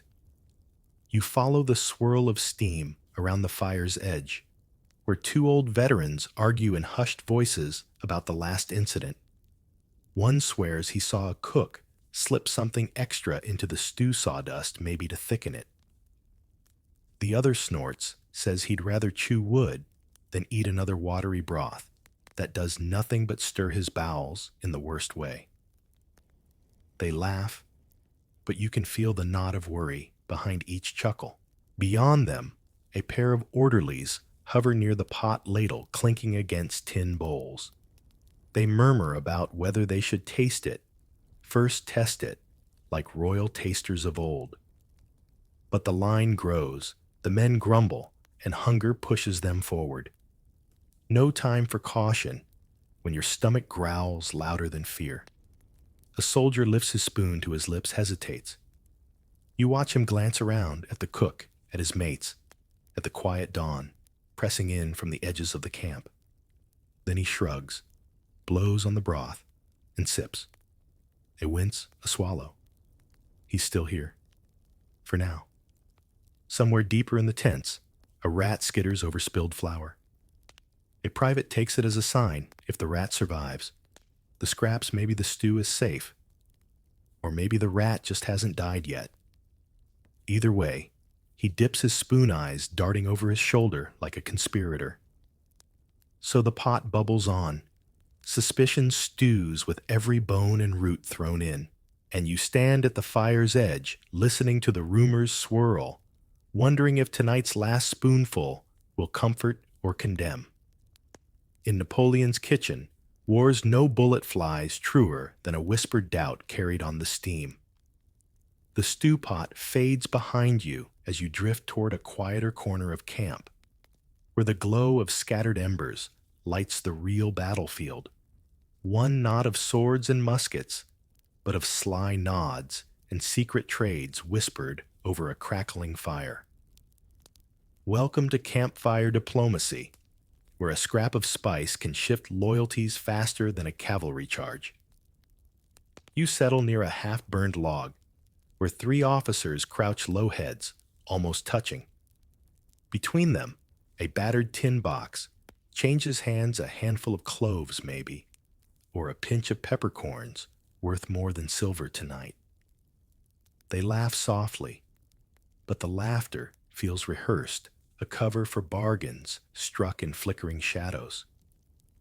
A nearby sergeant guards a crate like it holds a crown jewel. Lift the lid, and you'd find not gold, but wine dark sour and precious beyond rank. Historians still argue whether Napoleon's officers used these covert trades to bribe loyalty or simply to keep spirits high when rations thinned and frost bit deeper than any enemy blade. A cook drifts close, pretending to warm his hands while eavesdropping. He's not above slipping a cut of better meat into an officer's stew if it means an extra blanket, a swig of that wine, maybe even a furlough, to see a wife he half remembers in distant France. Survival here isn't just about food. It's about favors stitched together over steaming pots. In the circle's hush, you catch a murmur about a chicken one plump hen, hidden under a cloak, ready to trade for a bottle of brandy if the right man agrees to look the other way. The hen clucks softly, a lone sound beneath the crackle. Its fate decided by quiet words rather than a butcher's blade. Beyond the firelight, two privates stand guard, where no sentries should be near, a cart piled with burlap sacks. Grain, maybe. Or onions, the real currency of a hungry march. They shift from foot to foot, pretending indifference, but their eyes flick at every passing shadow. Some scholars remain puzzled by these small exchanges, how they grease the wheels of empire in ways official records barely hint at. A laugh erupts when a junior officer fumbles a cork and spills a gulp of wine onto frozen earth. He curses, scoops up a leather pouch, and hands it to a cook in exchange for a loaf of bread so fresh it still breathes out warmth. No signature, no stamp of the emperor's eagle, just an unspoken agreement that tonight comfort beats duty. You drift closer to a pair of young drummers perched on a log's edge, knees pulled to their chests. They watch the officers trade and whisper about what they'd swap if they could. A warm coat for a kiss from a village girl, a handful of dried plums for a letter home that might never arrive.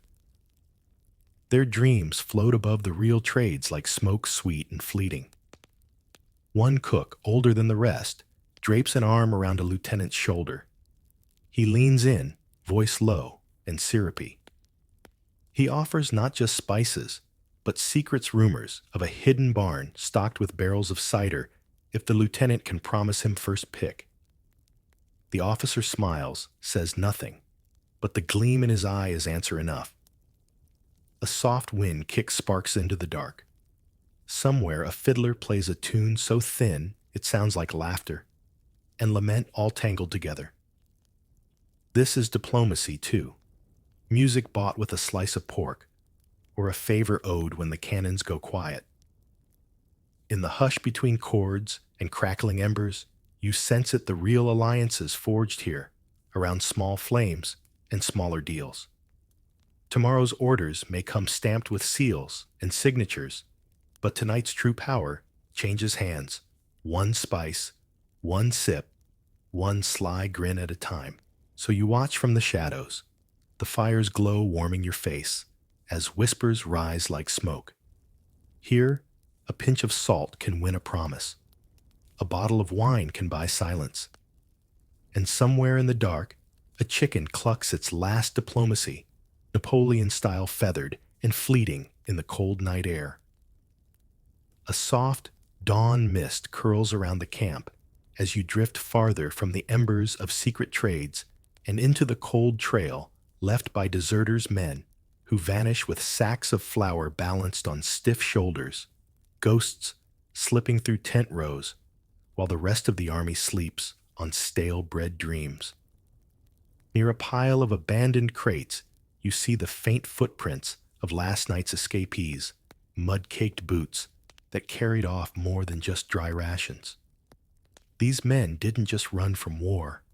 They ran toward warmth, a full belly, and maybe the thrill of fresh pies baked far from an officer's shout. A young cook leans against a barrel, rubbing his eyes raw with tired hands. He grumbles to no one about the missing flour. One sack here, another there, it adds up to loaves never baked, crusts never softened in thin stew. Some historians argue these petty thefts barely dented Napoleon's grand plans, but others swear each stolen sack fed not only the deserters, but rumors that spread like flour dust on a cold breeze. Deeper in camp, a corporal recounts a tale between mouthfuls of hardtack. He swears he once chased a deserter through a frozen orchard, only to find him weeks later in a village tavern, serving hot pies to local farmers. He claimed he'd traded his musket for a rolling pin. Whether the tale is true or just another hungry man's dream, researchers still debate. At the edge of the muddy clearing, you watch a pair of cooks, counting the dwindling sacks. They mark each one with charcoal on a battered ledger. They know some will vanish before morning, hidden under coats, buried in hay carts, carried off under darkness, like treasure. A sack of flour weighs little on your shoulder, but everything on your conscience. A soft laugh drifts from a tent flap. Inside, two deserters share a crusty loaf, still warm from a hidden oven. They clink tin mugs together, wine traded for last night's stolen dough. One boasts he'll find a village girl to help him bake proper pastries once he slips past the patrols. The other just grins, crumbs on his chin, dreams of a pie cooling on a stolen windowsill. Outside, a sergeant curses under his breath as he kicks at an empty flour barrel. He knows he'll answer for every ounce missing. He barks at a cook to boil more horse bones for soup, stretch what's left to hush the stomachs grumbling behind him. It's a quiet war, fought between honest ration books and the hunger that makes thieves of honest men. By the main fire, an old veteran squints at a trail of flour dust on the ground. He pokes it with a stick, muttering about how these petty ghosts are worse than the enemy's bayonets. You catch the flicker of respect in his tired grin, though. In another life, maybe he'd have done the same pie beets powder any day when winter claws at your bones. In the shadows behind the bread ovens, a baker checks his supplies 3 times, muttering names of men he suspects will slip away tonight. He's learned to bake at odd hours, lock flour barrels with rusty chains, and trust no one with keys but his own tired hands. Still, when hunger grows bold, a lock is just another hurdle to laugh at in the dark. A stray dog trots through Camp Nose, dusted white with stolen flour. It pauses near a group of half-dozing soldiers, sniffs the air, and darts off toward the forest, maybe chasing rabbits, maybe following the same trail as the men who vanished before dawn. In Napoleon's kitchens, some disappear with a bullet, some with a prayer, and some with a warm pie under their coat. So you stand in the hush of first light, listening to the scratch of quills and ledgers and the low rumble of stomachs echoing through the mist. Every sack of flour is a promise, every loaf a gamble, every deserter a ghost story half believed when the fires burn low. You wonder who's baking pies tonight and whether the taste is worth the trail they left behind. The dawn drizzle clings to your coat as you slip behind the main cooking tents where scraps of parchment flutter like leaves in a damp breeze. Here you find them secret recipes scribbled in haste by cooks who know that flavor, even in war, is worth its weight in gunpowder. A young assistant hunches over a battered crate pencil stub in hand. He traces a list of herbs, thyme, parsley, wild garlic, next to rough sketches of pots and cuts of meat that might never see a proper kitchen again. These notes are more than idle dreams. They're desperate blueprints for turning battlefield rations into whispers of home.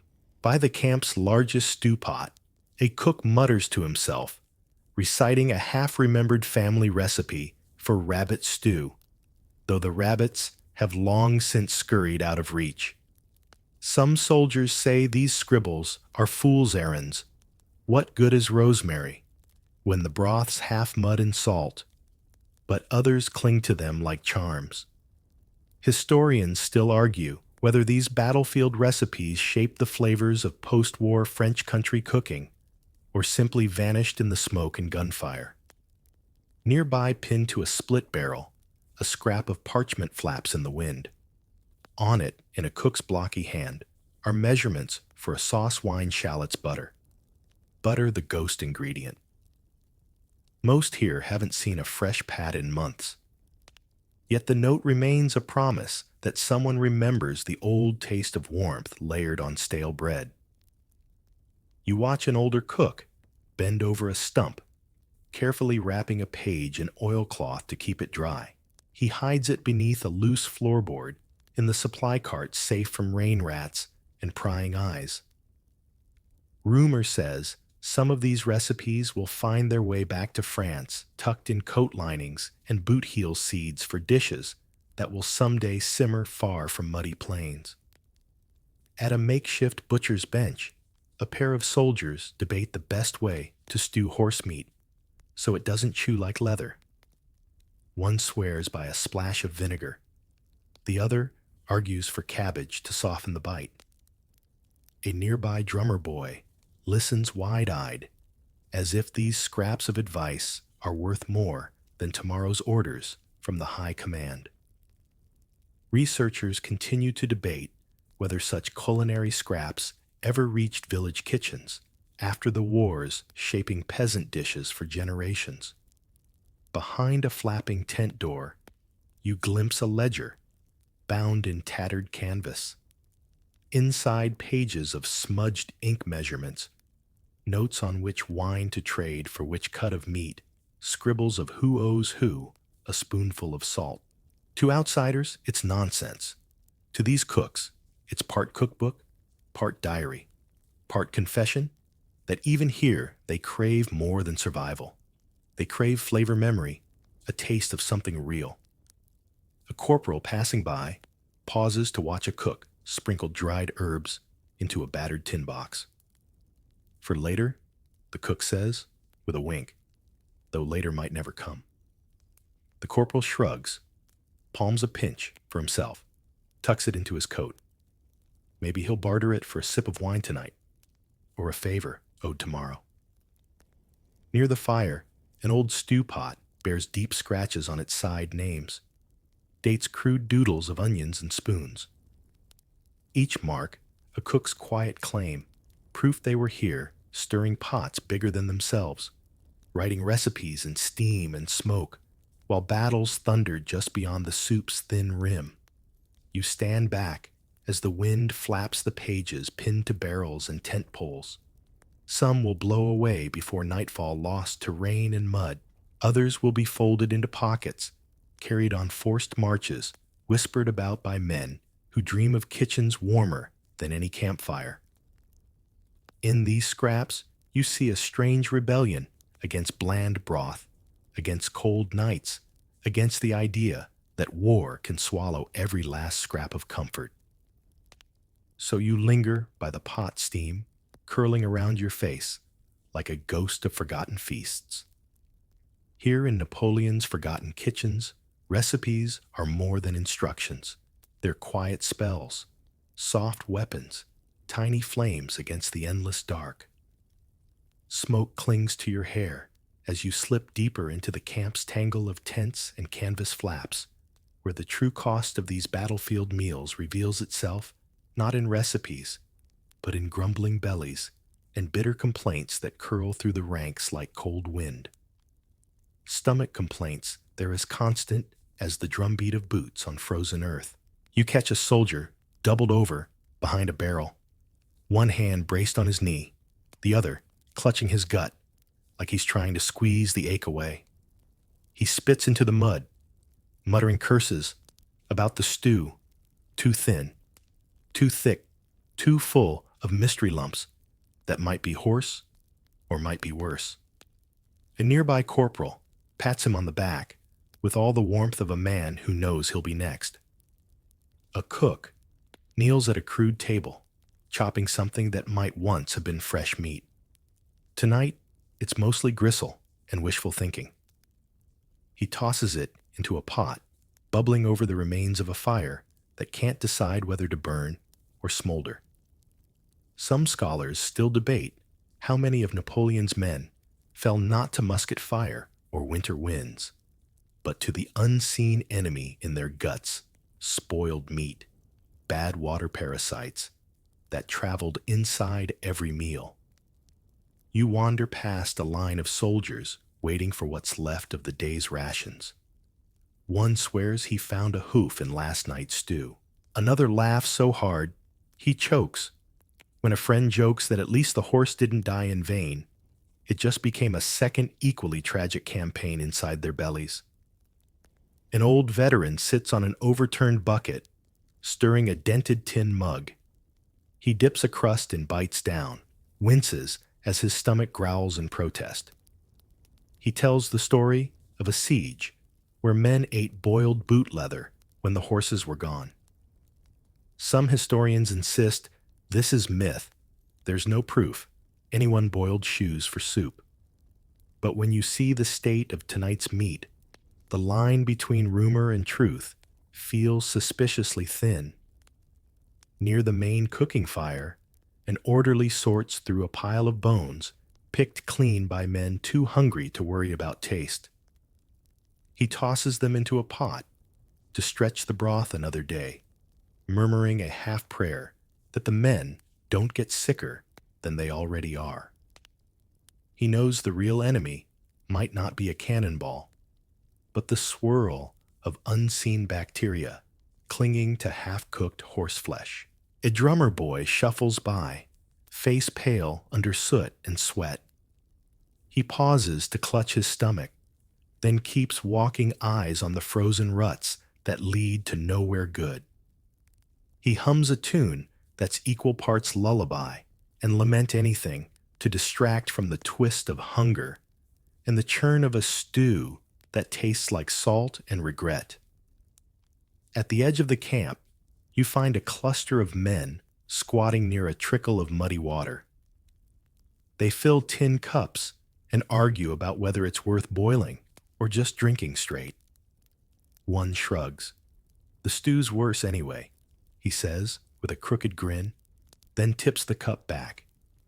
There's a coughing fit, a swear word, then laughter that echoes off the barrels stacked behind them like crooked tombstones. Historians remain divided on whether these stomach complaints were exaggerated by bored soldiers or if they truly gutted Napoleon's grand campaigns from within.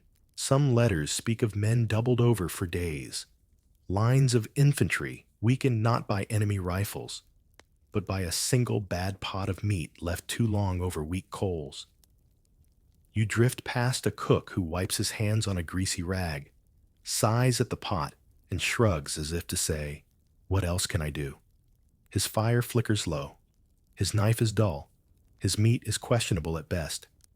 But tomorrow, he'll stir the same pot, ladle, the same stew, watch the same men line up with hopeful eyes and hollow bellies. So you stand among them, the smoke and steam swirling like an old ghost around your shoulders.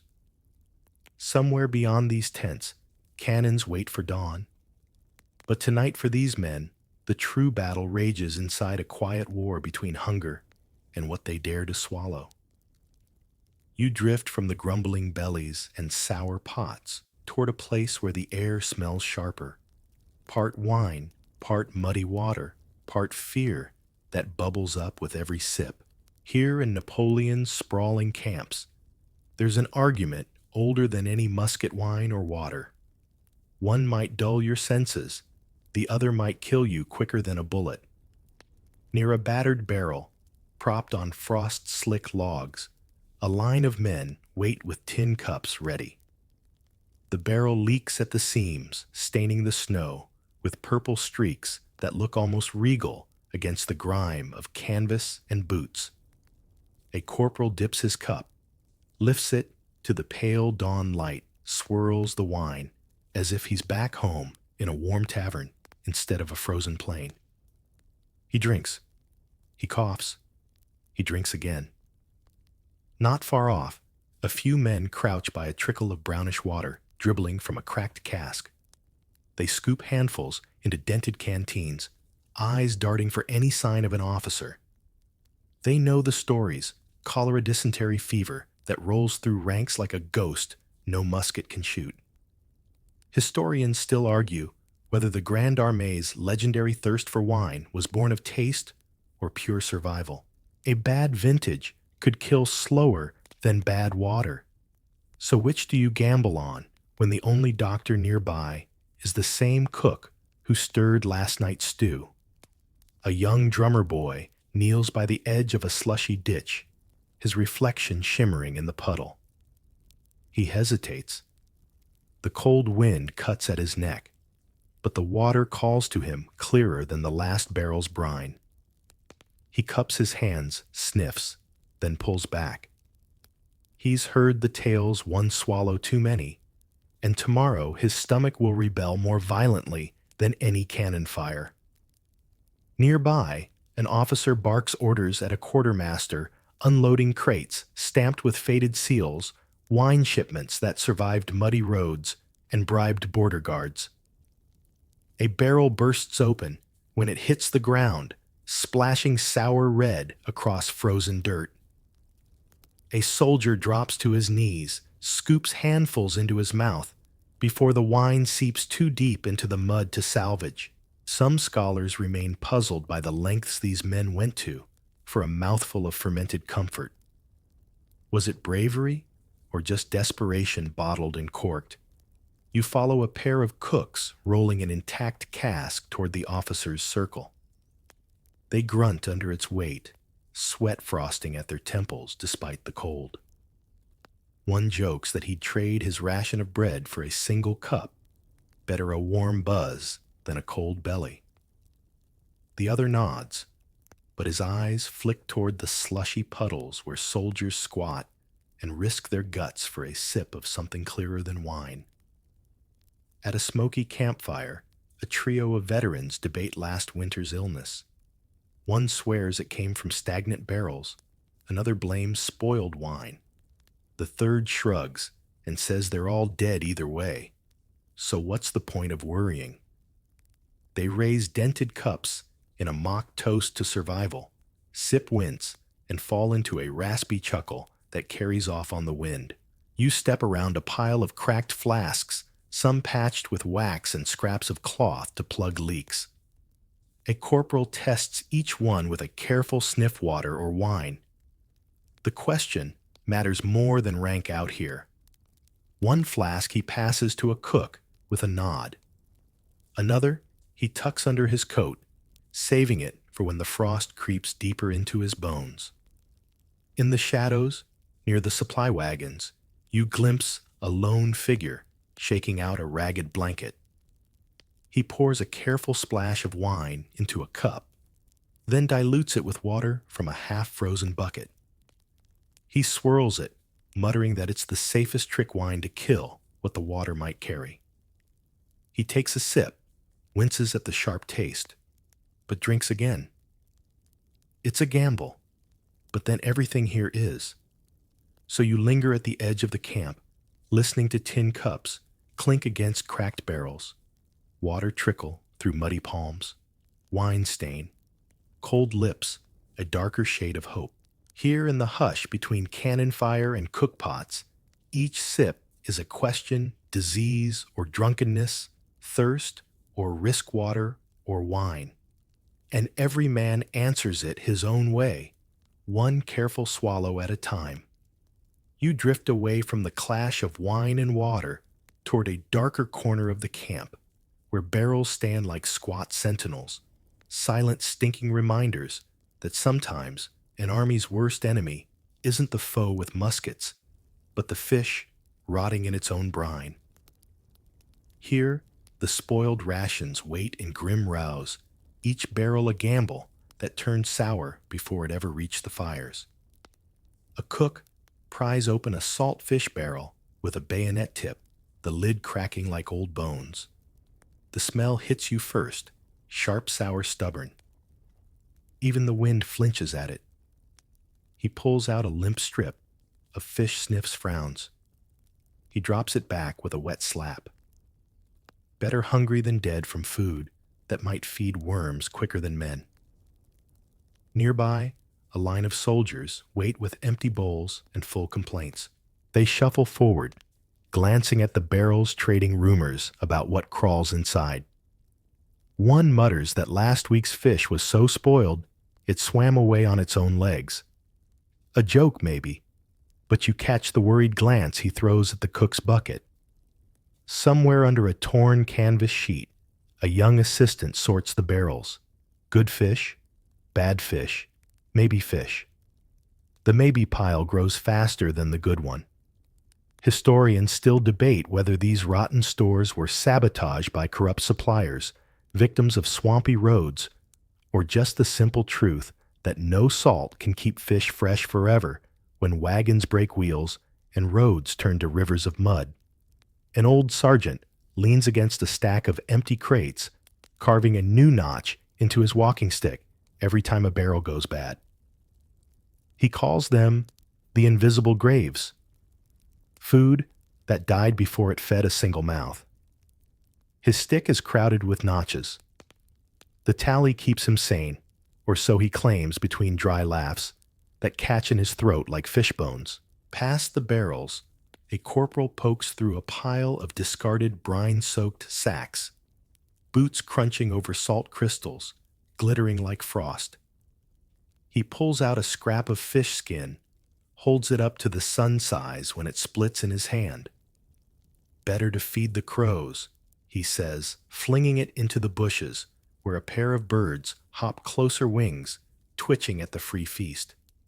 A cook near the back of the line whispers to a passing officer about a hidden stash. Better barrels buried beneath blankets in the coldest cart. A bribe here, a promise there, and maybe tomorrow's soup will taste less like regret. Some scholars remain puzzled by how these hidden deals, fish traded for loyalty salt, for secrets quietly shape the mood of an army that bragged about steel but relied on spoons. At the camp's muddy edge, two privates roll a leaking barrel into a shallow ditch. They laugh about sending it back to the sea where it belongs. When the barrel splits, a wet flop splashes rotten brine across their boots. They jump back, curse, but the laughter lingers. What else can you do when your supper hisses like a corpse? A stray cat prowls through the refuse, nosing at scraps no man will touch. It pauses, sniffs, moves on. Even hunger has standards. When fish smell, worse than death. You wonder how many soldiers would trade a week's pay for a single fresh meal, one salted fish that doesn't make your belly twist all night. You drift past the barrels again, watching as cooks slam lids closed, mark them with charcoal bad. By morning, they'll bury them or burn them, though the smell might cling for days. And tomorrow, new barrels will arrive, some good, some ghosts, already rotting behind cracked wood. So you stand in the camp's shadow, the stink of spoiled rations curling around your boots. Out there, Napoleon's plans stretch over continents. But here, a single bad barrel can break a man faster than any enemy charge proof. That conquest, for all its glory, can rot from the inside out. Past the rotting barrels and cold complaints, you find yourself drawn to a warmer corner of camp, where the kitchen's rank smoke gives way to something stranger laughter. Low chuckles and half-swallowed jokes drift from a circle of soldiers gathered near a battered larder, proving that sometimes the only thing stronger than spoiled rations is a good crude punchline. A young private sits perched on an overturned crate, carving rude faces into a chunk of stale cheese. Each face, he claims, looks like an officer who complained too much about watery soup. His friends double over, muffling giggles behind cracked mugs of leftover wine. A single crumb of humor can feed more spirits than the richest stew. Beside him, a cook brandishes a ladle like a scepter, delivering a mock sermon about the virtues of horse meat. Blessed be the beast who pulls our wagons by day and fills our bellies by night. The circle erupts in wheezy laughs that taste of smoke and desperation. Some scholars remain puzzled by how these crude kitchen jokes manage to outlive campaigns passed down like campfire heirlooms long after the battle's ended. A veteran with half his teeth missing taps his tin cup against a barrel. Better a bad meal than none, he croaks. Then, with perfect timing, he leans in and whispers about the time a colonel found a rat floating in his soup and kept eating anyway, claiming it added flavor. True or not, the punchline gets them every time. Beyond the circle, a drummer boy tries to carve a joke of his own into the handle of a spoon, something about cabbage and cannons. His letters are crooked, but the grin on his face is straight enough. He pauses to ask what rhymes with latrine. Everyone has a suggestion, all terrible, all perfect. A pair of officers hover near the edge of the group, pretending not to listen, while half smiling at the filthy tales slipping through the smoke. The jokes cut through rank as easily as a bayonet through stale bread. Here cooks and captains trade barbs like they trade spices carefully under the table, never officially acknowledged, but always there when needed most. One man mimics the general's stiff march while balancing a pot on his head, claiming he's inventing the next great French dish, stew à la boot polish. He bows with a flourish as the pot topples, splashing greasy broth onto his trousers. They howl so hard, a nearby mule brays in protest, startled by so much human glee in a place built on mud and cold. A cook with scarred knuckles lifts a bent spoon like a trophy. Here's the real silverware of empire, he says. One spoon, one crust, one good joke keeps a man marching longer than any cannon. Historians still argue whether such rough humor made these armies tougher or just kept them sane enough to keep stirring the same pot of misery. A shadow flits past a young deserter maybe, or just another boy fetching firewood. The laughter quiets, then swells again, when someone cracks wise about how even the ghosts here have empty bellies and sour jokes to share. A lone fiddler drifts near the circle, plucking out a tune that tangles with the laughter notes, slipping through punchlines like threads in a ragged blanket. A private nudges him, asks if he knows any songs about sausages gone missing. The fiddler smirks, shifts to a tune so wobbly it sounds like a sausage rolling downhill. You stand just beyond the glow warmth on your face, the taste of stale bread and smoke on your tongue. You realize these jokes, rough, rude, half-nonsense, are more than just a way to pass time. They're armor, a way to say that when the soup turns sour, the wine runs dry, and the stew pot stinks of suspicion, laughter can still fill a man's belly better than spoiled salt fish ever could. So you listen as the punchlines roll on each one, sharper than the last, each one proof that even in the grimmest kitchens of history, humor bubbles up like steam, sometimes the only spice no one can steal. Beyond the warmth of crude jokes and spoon-carved punchlines, you drift back into the raw edge of camp, where laughter sours into something more desperate, kitchen squads slipping away under moonlight to raid quiet fields for anything green enough to chew. Here, foraging fiascos unfold under broken fences and torchless nights. A thin private crouches near a hedgerow, fingers buried in frozen soil, digging for onions with the same care another man might handle gold. He finds one small, pale a knot of hope and tucks it inside his coat as if it were a secret worth dying for. His breath hangs in the cold, his eyes dart to the empty road behind him. Closer to the tree line, a band of cooks creep through rows of cabbages left behind by villagers who fled at the army's approach. They pull heads from brittle stalks, hush each other when a twig snaps too loud. Some historians say these raids saved thousands from starvation. Others argue they poisoned goodwill faster than any spoiled fish ever could. You follow a corporal stumbling through an orchard burlap sack swinging at his hip. He mutters about goats, unlucky goats, that wander too close to hungry fires. He stops, squints into the shadows, swears he sees horns behind a crumbling stone wall. He slips over it, and you hear only silence, then a quiet bleat that sounds far too human when echoed through frost. In a small clearing, a cook's assistant holds up a handful of wild garlic triumphant, as if he's found a bag of coins. He pockets it, quick eyes, flicking to his mate, who's wrestling with a snared goose. The bird flaps once twice, then stills one more unwilling recruit in Napoleon's kitchen army. A faint lantern glow sways in the distance and officers patrol. The foragers duck low, muffling curses as they trample a row of carrots, half sunk in frozen dirt. A single misstep here could mean lashes tomorrow, but an empty pot tonight is the sharper punishment.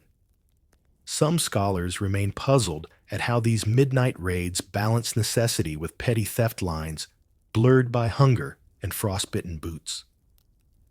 Back in camp, the main stew pot waits for these stolen treasures like an open mouth. An old cook lifts a dented ladle, praying the new haul's enough to thicken the broth. He's too tired to care who owns the cabbage patch, when soup's the only shield between a man and the bite of winter. A drummer boy lugs a sack almost bigger than himself, breathless from dragging it over muddy ruts. He pauses to catch his breath, peeks inside 3 onions, 1 turnip, a fistful of half-wilted greens. He grins at his haul, unaware the village these came from might wake tomorrow to find dinner stripped bare by boots and cold hands. Near a half-frozen stream, 2 soldiers argue about a goat they swear they saw, tied behind a crumbling barn. One says they should wait until dark. The other wants to strike now before someone else smells it first.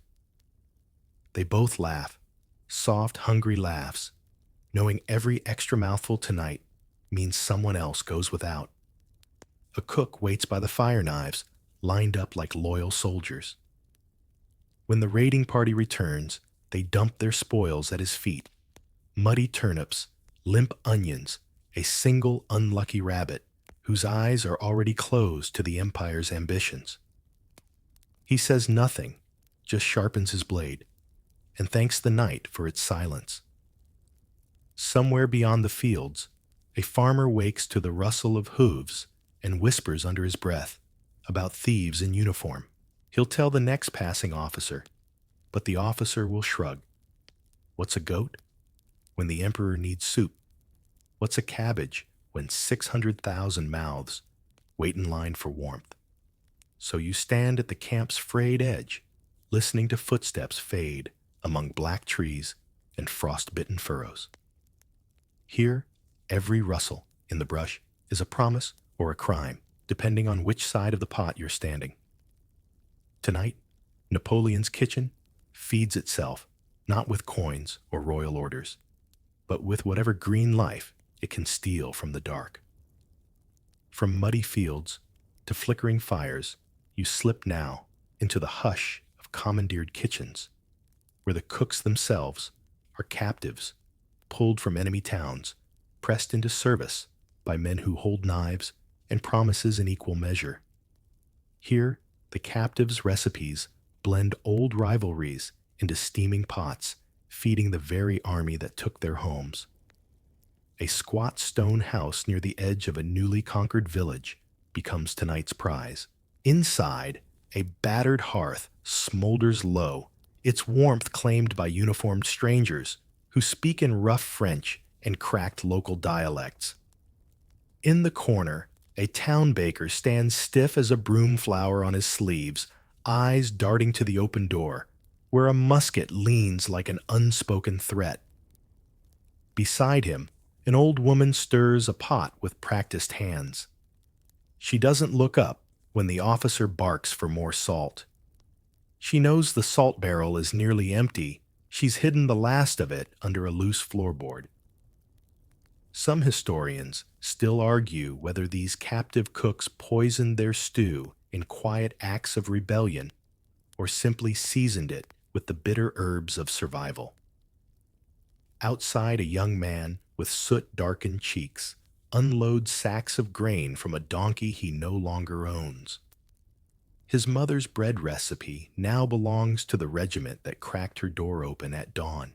He moves slowly, eyes flicking to the village well, where soldiers fill battered flasks, laughing at crude jokes in a language he half understands.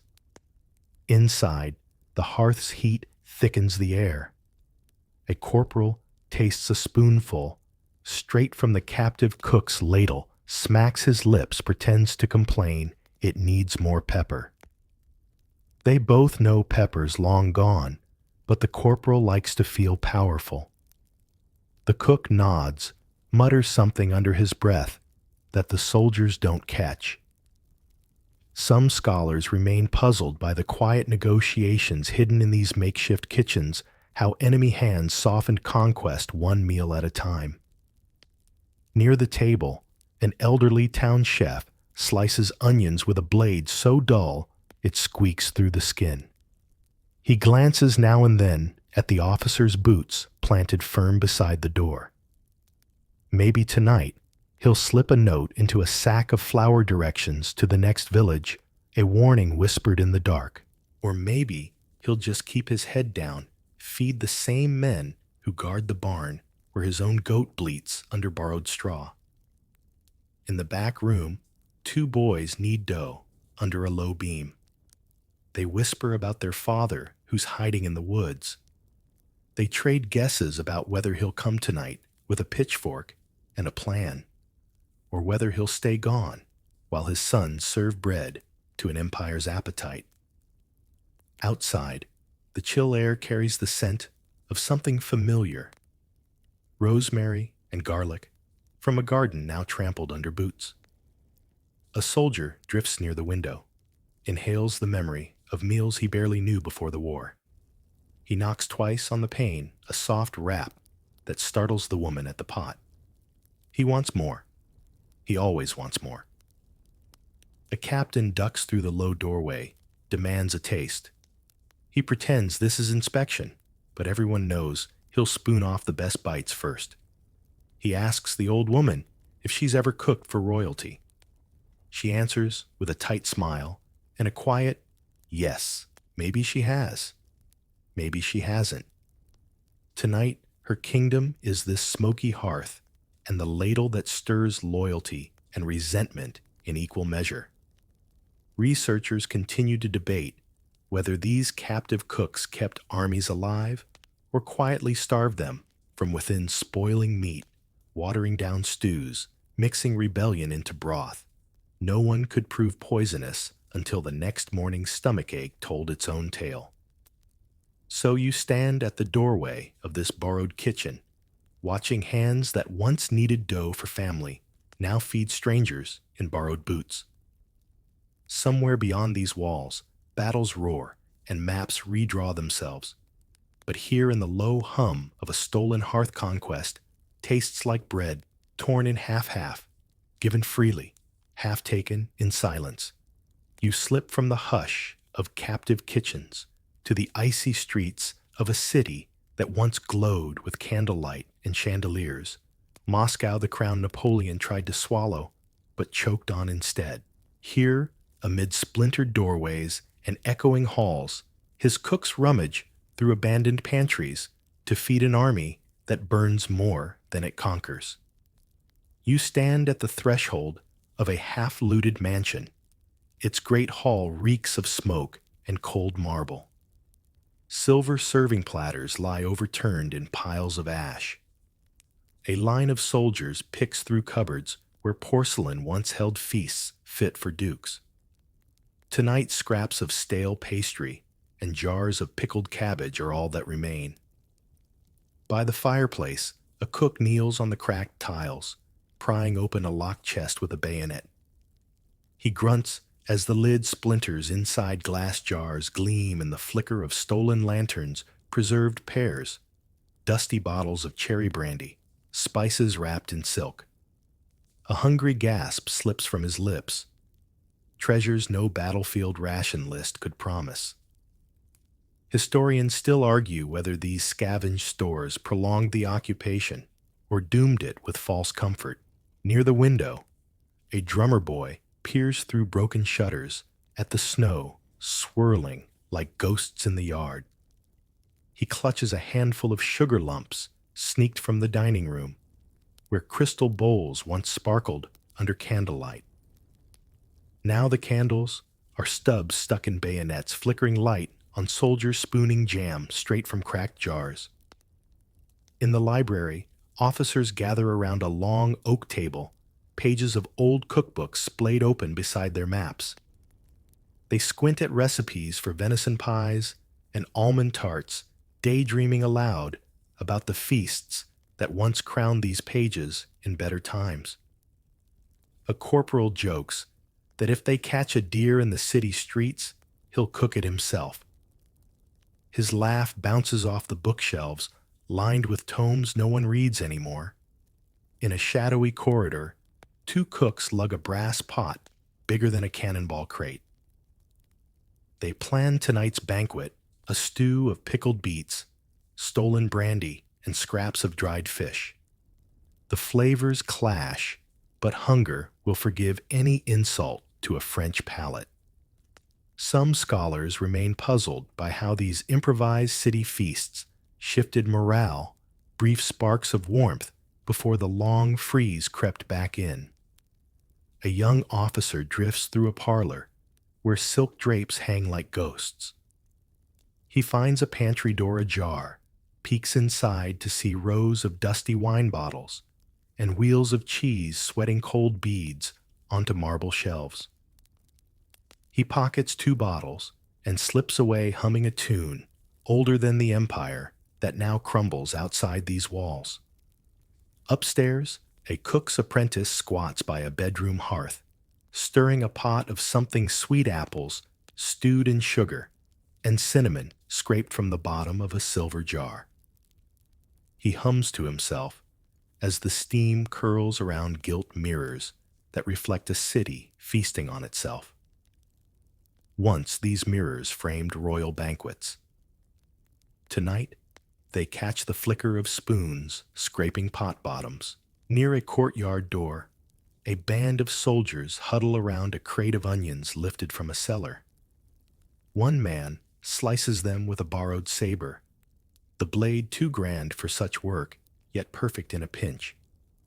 He tosses the skins into the snow, where they melt into footprints that lead nowhere good. In a dining room, with a chandelier missing half its crystal, a cook ladles soup into dented tin mugs, lined up on polished oak. Once, dignitaries toasted champagne here. Now soldiers curse the cold and sip broth sweetened with jam because salt ran out 2 nights ago. Some swear the odd mix tastes like home any home if they close their eyes long enough. Researchers continue to debate whether these banquets of plunder fed hope or spread despair. What's clear is this each borrowed feast drained the city's bones, while the winter winds promise no more surprises, only emptier cupboards tomorrow.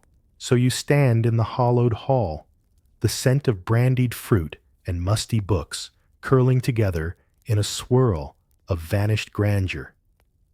Moscow's feasts, boiled from the crumbs of stolen rooms, are warm only for a moment. One last taste of sweetness before the frost creeps back to claim the pot, the spoon, and every soft dream left behind. The smoky echoes of Moscow's hollowed feasts fade as you drift toward the quiet end of Napoleon's kitchen trail, where scraps of paper browned with grease and time hold the last whispers of this strange, sprawling culinary campaign. These are the legacy recipes, the odd survivors tucked between cracked covers of dusty cookbooks, reminders that even ruined stews and stolen goats can outlive an empire. You find yourself in a dim attic above a cobblestone inn, decades after the drums fell silent. A widow lifts a faded cloth from a box of yellowed pages. Inside, recipes scribbled in cramped French margins, stained with grease and spilled wine. One page lists instructions for horse stew with turnips field method. Another for salted onion loaf for March days. Each a tiny echo of muddy plains and frostbitten hands. She smooths the paper-flat lips, moving as she deciphers the notes. Her grandson watches from a low stool wide-eyed as she reads aloud how a handful of wild garlic might soften the bite of half-spoiled meat. Some scholars remain puzzled by how these battlefield scraps, made at home slipped into coat linings, hidden in boot soles, carried by men who never marched again, yet left behind tastes of an empire they both fled and fed. In a farmhouse kitchen, 100 miles away, a farmer's wife stirs a pot over a smoky hearth. Her ladle follows instructions passed down from her grandfather, once a camp cook, who learned to thicken thin broth with stale bread instead of flour. She hums an old soldier's tune as she adds onions pilfered from a neighbor's fence. Nobody remembers which battle claimed the tune, but the soup remembers. Elsewhere, tucked between pages of an old parish ledger, a note on wine vinegar turns up just a line about using sour wine to chase away water's dangers. Historians argue whether this tiny scrap came from a Grand Army camp or a village inn, but the sour edge it added to peasant stews lingered long after the cannons fell silent. In a dusty Paris attic, a young apprentice flips through a battered cookbook. Its spine cracked its pages loose as old gossip. He stops at a section scribbled in two hands, a battlefield sauce for horse meat, mustard, wine, and luck. He laughs, shakes his head at the irony, then copies the lines onto fresh parchment, preserving a bit of desperate genius for the next pot of stew he'll serve to men who'll never know they're tasting ghost stories. Somewhere far from cities and roads, an old soldier's granddaughter kneads dough on a rough table. The flour is fresh now, the butter real. But the trick soaking stale crusts to stretch what's left comes from a line in a letter her ancestor wrote under a smoky tent when he feared more for empty stomachs than enemy guns. She doesn't know the letter's full tale, but every loaf she bakes carries its ghost crumb by crumb. These legacy recipes appear in odd places, tucked in family Bibles, scrawled on the back of land deeds, hidden in war memoirs more famous for battles than bread. Researchers still sift archives for these crumbs of daily life, hoping to glimpse the cooks and thieves and hungry men who stirred empires in battered pots while history thundered far above the soup line. So you stand in the quiet after the fires have died, breathing the soft scent of flour and parchment, hearing the ghost clink of spoons in empty bowls. You see how history survives not just in marble statues or gilded crowns, but in warm kitchens, where half-forgotten scraps become tomorrow's comfort food proof that even a ruined army's appetite can outlive the drums of war. And as you drift from the attic, from the farmhouse, from every hearth warmed by these quiet inheritances, you feel the last echo of Napoleon's kitchen wars settle like dust on old pages. Stories whispered in steam, carried forward in the simple promise that no conquest ever fully devours a good meal's memory. Yet even as these ghosts settle, you find yourself stepping back into the frost-bitten fields that first birthed them, where hunger was never just memory, but a daily debt, paid in stolen bread and borrowed harvests. You stand at the edge of a frost-bitten field, somewhere between the Rhine and the Danube. The air tastes of wet earth and wood smoke, thin threads of mist curling around rows of spindly wheat stalks long since gleaned bare. The farmhands here, mostly women and children, gather what scraps remain, whispering under their breath about quotas and commissars, about wagons that creak by at dusk to haul their yield away. It's easy to forget that Napoleon's empire wasn't just built on battlefields. It sprawled across dinner tables, millstones, and stale cellars. Feeding an army of hundreds of thousands meant devouring the countryside field by field. Some historians still argue whether this endless appetite was more destructive than the cannonades themselves. Was it hunger or powder that broke Europe's back? Records disagree, as they so often do when hunger does the writing. Picture a convoy of carts rolling through the early morning fog barrels, rattling chickens, squawking hay, stuffed over contraband salt and black market flour. Village elders stand helplessly by as soldiers tally crates and wagons, ticking off requisitions that drain cellars dry. One by one, farms become way stations for the Grand Army's belly storehouses, disguised as homesteads. Families reduced to unpaid quartermasters. Out here, hunger binds stranger to stranger. You might find a Prussian footman in your barn tonight, pressing coins into your palm in exchange for a piglet you can't spare. Or maybe he doesn't pay at all. Maybe he simply takes what he wants and leaves a muddy boot print in your doorway as proof of his passing. A single pig, a few sacks of oats, a barrel of cider. These scraps kept the muskets loaded, the horses alive. If you were lucky, you bartered quietly, pretending not to hear the rumors, entire regions stripped so bare that by spring there was nothing left but stones and an empty promise that the war would soon be elsewhere. And yet even in this scrounging, there's a strange resilience. A child hides a single potato under a loose floorboard. A grandmother sews grain into a mattress. A miller grinds at night, his wheel spinning in the dark, so the sound won't betray him to passing patrols. Small acts tiny rebellions against a hunger that doesn't wear a uniform but marches under every flag. Of course, scholars still debate whether these acts of hoarding were sabotage or simple survival. Some say the villagers were patriots starving themselves to starve the army.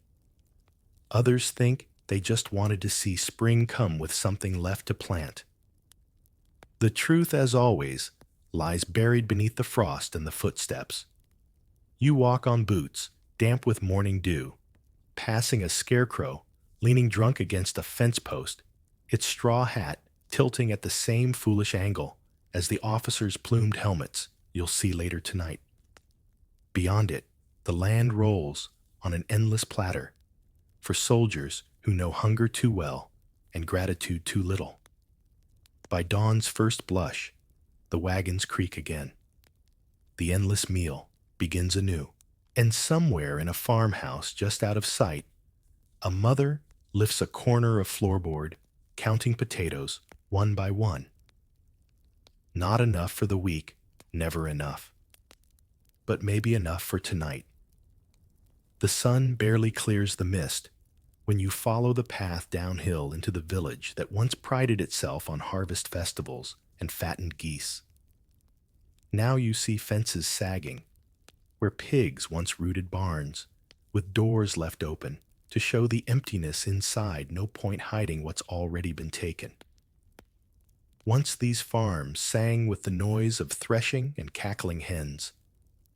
Now you hear only the hush of cautious footsteps, the dry scrape of a pitchfork in an empty loft, the brittle cough of an old man counting sacks of straw as if straw could be boiled into bread.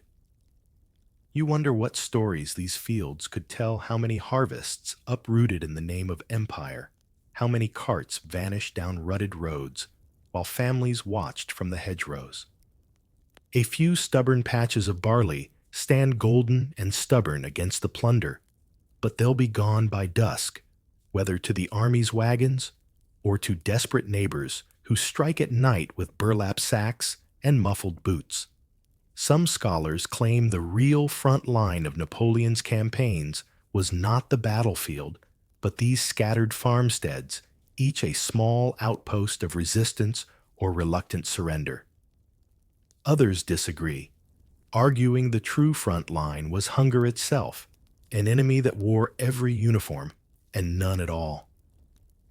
You stop beside a broken fence, your breath misting as you lean into the stillness. In the corner of a yard, a farmer's daughter sweeps away husks into a basket so light it rattles like an empty drum. She doesn't glance up as you pass, her eyes fixed on the horizon, where a single horseman is already cresting the hill, looking for his next meal on four hooves.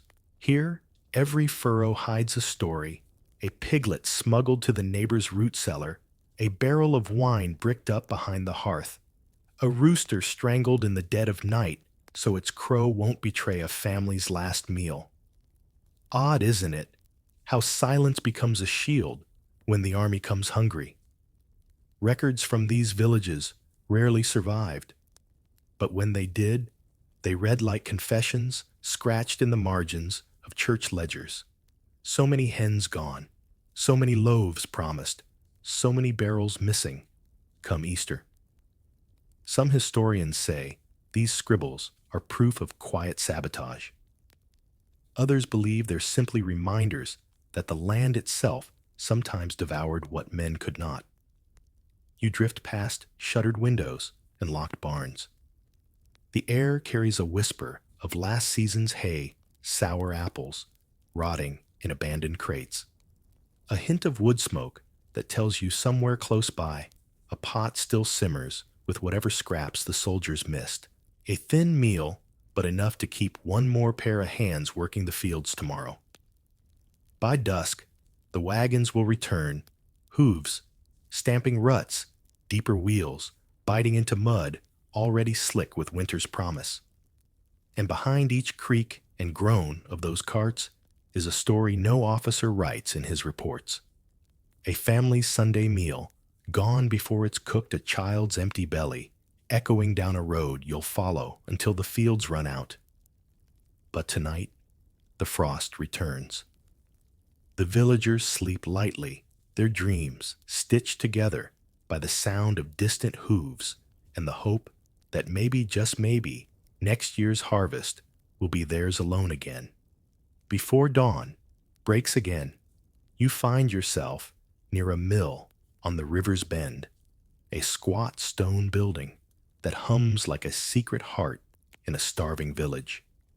If you listen carefully, you can hear the wheel turn, even in the hush of winter air. Each creak and splash, a quiet bargain struck between survival and confiscation. Inside, the miller's wife stands ankle-deep in flour dust sleeves, rolled to elbows, roughened by years of grinding grain not her own. She hums softly, an old tune, maybe older than the wars that stole the song's meaning. Beside her sacks are stacked against the wall, stitched shut with rough twine. Not all are marked for the army. Some bear no marks at all, waiting for nights when a neighbor knocks softly at the door with a handful of coins or a promise of butter in spring. Historians love to argue over how much these wives and daughters knew how far they went to hide a measure of rye beneath the official tallies, how they spun tales of broken millstones and clogged wheels when soldiers came with ledgers and bayonets. Some claim these stories were just excuses, whispered fibs to buy time for hungry neighbors. Others suspect the millers were double agents in aprons and wooden clogs, more cunning than any general at a war table. You watch as a young girl ties her apron tighter and hefts a sack nearly her size. She tips it toward the grinding stone, careful not to spill a grain. Each turn of that stone is a gamble, too much flour ground, and the army's men come knocking harder. Too little, and your own children lie hungry behind boarded shutters. The hum of the wheel is the hush of conspiracy and necessity braided together. Near the door, a cracked ledger sits open ink, smudged by cold fingers. One column for the quartermaster's men, another barely legible for friends and kin who slip through at dusk. A pinch here, a measure there, hunger spread thin, like butter scraped over stale bread. The ledger is a lie everyone agrees to believe. Step outside, and the sound of the wheel is replaced by the soft gurgle of the river, half frozen and sluggish as it curls past the mill's worn foundation. A single candle flickers in the window, a beacon for desperate feet trudging through the woods after curfew. They arrive quiet as ghosts, empty baskets in hand, hope hidden under shawls.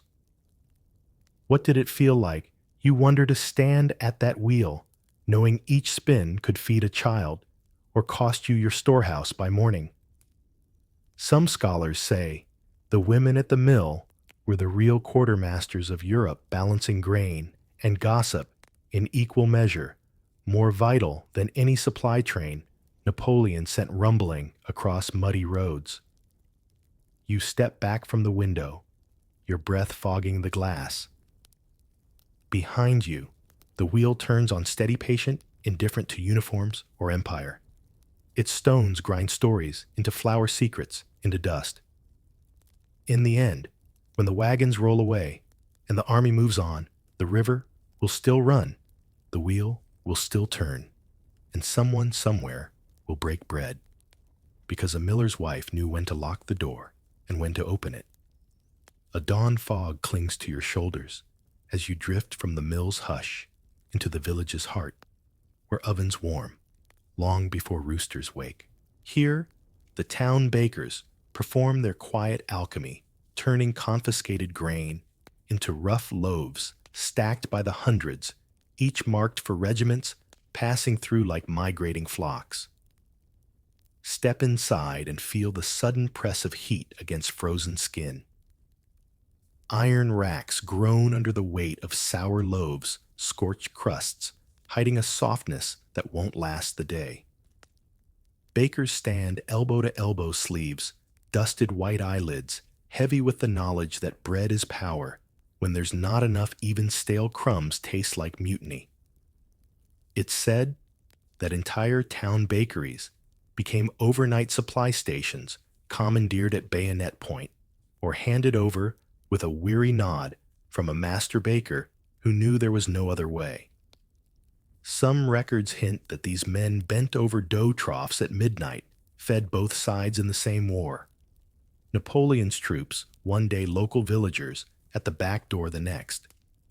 Scholars still argue whether this made them heroes of quiet rebellion or opportunists with flour on their hands. You watch a boy haul a basket of rye rounds to the doorway, where a young corporal in a patched greatcoat stands counting ration slips. The baker catches your eye for just a moment. An unspoken joke flickers there, something about how a man in an apron and a man in a uniform both kneel before the same tyrant and empty stomach. Behind the ovens, the apprentice sweeps up scorched husks. A crooked sign on the wall reminds the workers to measure twice need once, though no sign can guard the secret barter that goes on in the corners. A handful of salt slipped to a grandmother in exchange for eggs from a hidden coop. A crust of soft crumb reserved for a neighbor whose child coughs too thinly to stand in line at dawn. The air tastes of yeast and char. You lean near the oven's mouth, watching flames lick the last moisture from each loaf. For a moment, you wonder how many hungry mouths stand outside their breath, forming a ghostly crowd beyond the bakery door. There's no record of them, no ledger, for the families who wait and hope a single roll finds its way past the quartermaster's scale. Some historians puzzle over how these bakers survived, pressed between military demands and village pleas. They debate old court records, where bakers stood trial for theft, for sabotage, for keeping just enough back to make sure the village children didn't starve. Some verdicts were harsh, others forgotten as quickly as they were passed down. You step out again, steam clinging to your hair as the cold swallows you whole. In the square, a line curls like a serpent. Soldiers, villagers, old men with hollow cheeks, and boys too young to wear boots that fit. Each one waiting for the same thing, a rough wedge of warmth against winter's bite. The ovens roar behind you, flames devouring another sack of flour that was once a farmer's hope, now an army's ration. But for now, a crust passes from hand to hand, a small promise that tomorrow's hunger can wait another night. By the time the sun stands tall enough to burn the fog from the rooftops, the market square is already alive with the restless hush of too many voices speaking at once. You drift between rough canvas stalls flapping in the breeze, baskets swinging from cold, reddened hands, shouts swallowed by the sheer crush of it all, soldiers jostling next to villagers who'd rather be anywhere else. This is market day mayhem, dressed in wool cloaks and tin buttons. Rows of cabbages bruised from travel casks of sour ale tapped before noon, a single squealing pig, changing owners 3 times before you blink. Here the front line of Napoleon's wars looks more like a crowded bazaar than a battlefield. The officers swagger through boots, polished coins clinking. Behind them, quartermasters scribble frantic tallies, while local wives stand their ground over baskets of onions and bitter carrots. Historians still scratch their heads at the chaos these markets bred. Some call them forced fairs, pop-up bazaars, where the army's appetite collided with centuries of barter and gossip. Others argue they were fragile truces, a moment when the village and the regiment agreed to pretend they were part of the same hungry family. You pause beside a fishmonger's stall, where the air stings with brine and the threat of spoilage. A soldier leans in 2 close eyes, a smoked trout that will never reach the next town. 2 coins drop a hasty transaction sealed with a grunt. The fish slips under his coat, another private ration in an army that never ate enough to fight, as well as its generals bragged. Over near the cheese wheel, a merchant laughs too loudly, offering wedges of salt-crusted rounds to men who can't pay him with anything but the promise of IOUs stamped with imperial eagles. Somewhere in the din, a pair of sisters shuffle past, with baskets tucked under shawls, inside hidden beneath limp lettuce, a few eggs kept back for neighbors who'd starve if they queued behind soldiers. It's easy to lose track of time here. The swirl of deals and muttered arguments, the stink of salted herring and cracked barrels of cheap wine, it all blurs into a single fog of trade. Some say these markets were tinderboxes, where a missed payment or a soldier's shove could spark riots that left the village square stained with more than wine. Others think they were pressure valves, venting just enough desperation to keep the peace until the next convoy rolled through. You pass a stall where a boy, no older than 12, haggles over 3 loaves of black bread, so stale they echo when thumped. His mother stands behind him, one hand resting on his shoulder, as if that touch alone could keep the coins from vanishing too fast. A cavalryman watches amused, twirls a copper between his gloved fingers, before tossing it onto the stall table, enough to buy half the bread the boy just bartered for. The baker shrugs. The boy nods, defeated. The bread changes hands. A gust of wind cuts through the square, flapping stall covers like flags of surrender. Somewhere in the commotion, a dog yelps. Someone dropped a scrap, and 5 hands reach down before the animal can claim it. The market buzzes on alive with the gentle roar of survival and small betrayals. As you step away from the crowd, the noises soften behind you. But the smell of cabbage fish and sweat lingers clinging to your coat like a souvenir. Later tonight, when the wagons groan under new burdens and the square empties into silence, the soldiers will carry their spoils forward, and the villagers will count what's left, what's hidden, and what tomorrow might cost them. Slip away from the market's fading clamor and follow the winding lane past the last house where crooked fences give way to open fields, and quiet groves of chestnut trees. Here, the real stories whisper stories that rarely made it into ledgers or official reports. Stories of farmers who became fugitives overnight, vanishing with their herds into forests thick enough to swallow a regiment whole. Beneath your boots, the path turns soft and spongy with leaf litter and damp moss. Somewhere deeper in these woods, a family huddles in an earthen root cellar. They dug under the cover of dusk onions strung from the rafters, like pale lanterns potatoes hidden in baskets lined with straw. A single candle flickers as the father listens for hoofbeats that might mean a patrol has come to inspect his missing livestock. Historians disagree on how widespread these hidden flights were. Some claim entire hamlets disappeared into the forests, herding goats through streams to cover their tracks. Others insist these tales were embellished by village gossip and local ballads sung long after the wars ended. But the handful of diaries that survived tell you enough.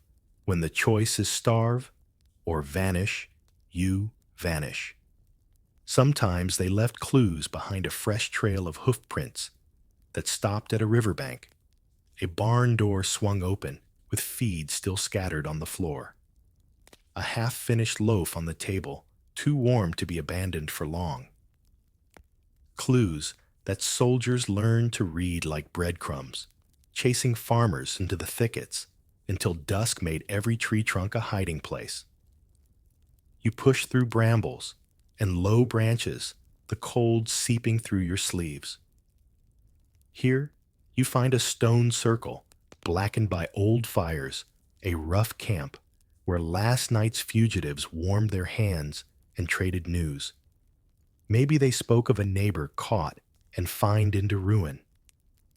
Maybe they whispered which officer could be bribed to look the other way. Some scholars believe these forest clearings were early black markets, in disguise micro-villages, where the law of empire bent under the weight of empty stomachs. If you crouch low enough, you'll see the tricks they used.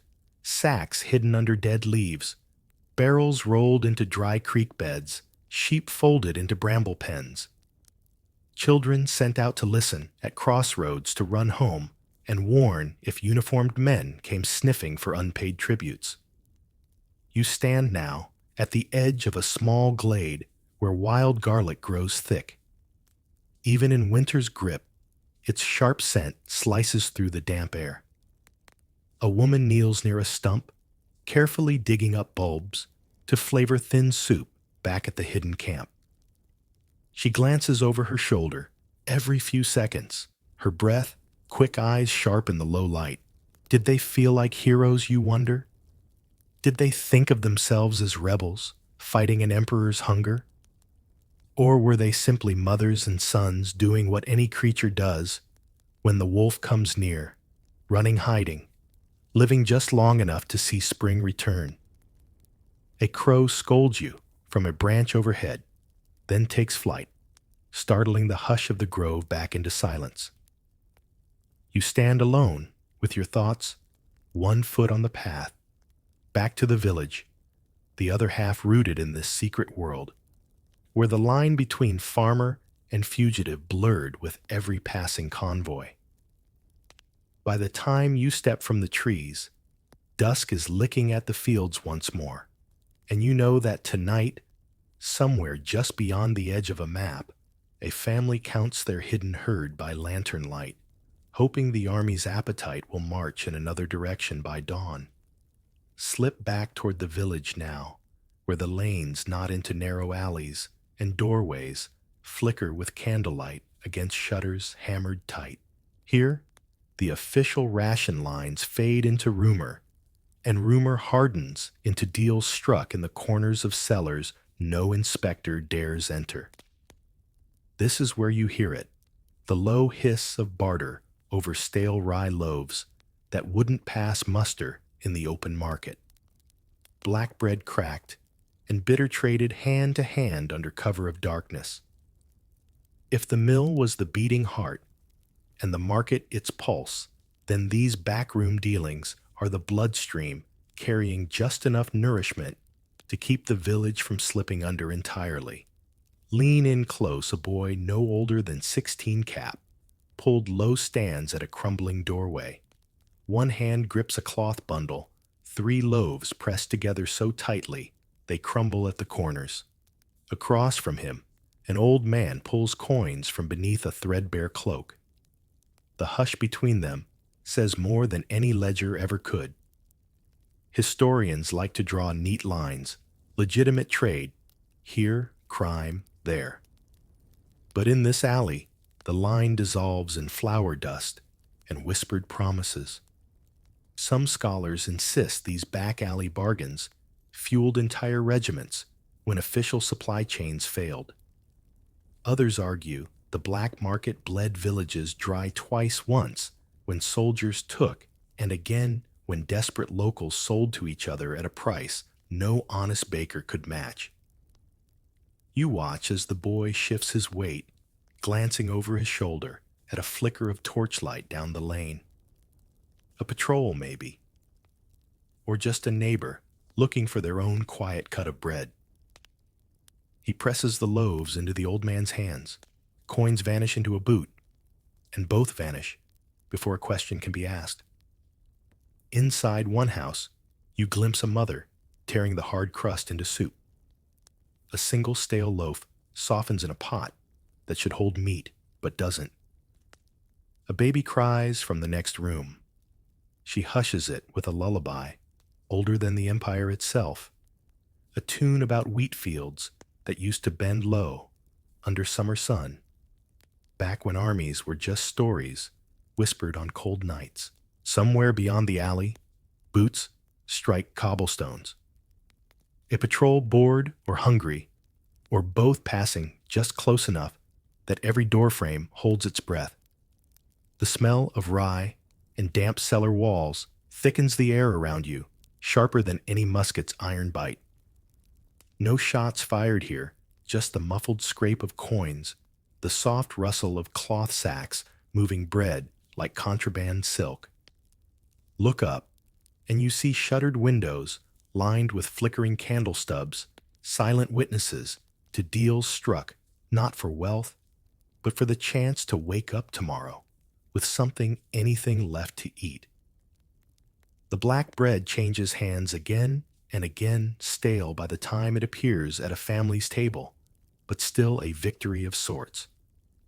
Even mold can be scraped away when hunger has no pride. It's this quiet, stubborn commerce that kept villages alive when official rations vanished into supply wagons bound for the front.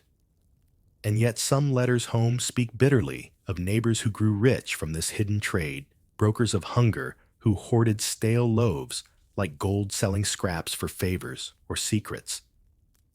Historians still argue who was more desperate, the seller, the buyer, or the army officer who knew exactly where the bread was going but pretended not to care. Slip away before the patrol's boots round the corner.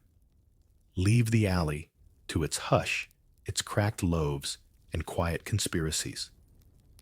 The smell of black bread clings to your coat as you step into the night, one more crumb on a road paved with empty stomachs and bargains struck in the dark. Follow the road that slips away from the village's edge, past sagging hedgerows and the last flicker of candlelight in a cottage window until the trees swallow the path whole. Here the world is darker, quieter, except for the soft snap of twigs under hurried boots. If you listen carefully, you'll hear it, the whisper of salt bags dragged through pine needles under moonlight. Salt and smuggling, 2 words that taste sharper than black bread and linger longer than any official ration slip. When the army's appetite turned salt into a precious commodity, entire families became night haulers, slipping barrels through forests too tangled for cavalry to patrol. One sack of salt could turn bland root soup into something worth waking for. And for many, it was the only seasoning left that didn't belong to the emperor's ledgers. crouch behind a mossy boulder and watch them come, three figures hunched under coarse wool cloaks, a donkey's hooves muffled with rags. The bags slung over its flanks don't look like much in the dark, but inside, salt cakes wrapped in straw gleam like silver when the moon hits them just right. If caught, the punishment could be steep, a fine big enough to steal a farm out from under a family, or worse, if the patrol was bored and cold. But hunger has always weighed heavier than fear. Historians debate whether these salt routes were organized crime or humble lifelines. Some argue they birthed entire underworlds of smugglers who swapped bribes for safe passage and stories for misdirection. Others say the smugglers were just neighbors with strong backs and stronger lungs, willing to risk the deep woods to keep a pot from boiling bland.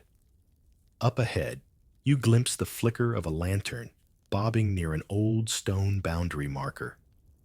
That's the drop an abandoned forester's hut, where villagers wait with sacks of beans, barley, or whatever else can be traded for salt lumps and whispered news of where the patrols sleep tonight. A quick nod, a careful count hands, exchanging what gold can't buy when the countryside starves. Slip inside for a moment, duck your head under the warped beam, and feel the damp walls cradle the smell of salt pine resin, wet wool. A girl no older than 14 ties the donkey's lead to a rotting post, eyes wide under a shawl too thin for the night air.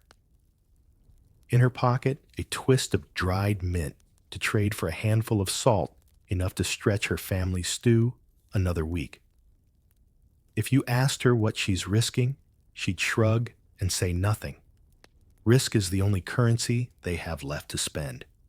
Sometimes they get caught. A rumor drifts through the hut of a neighbor's boy fined half a year's grain for a single stolen sack.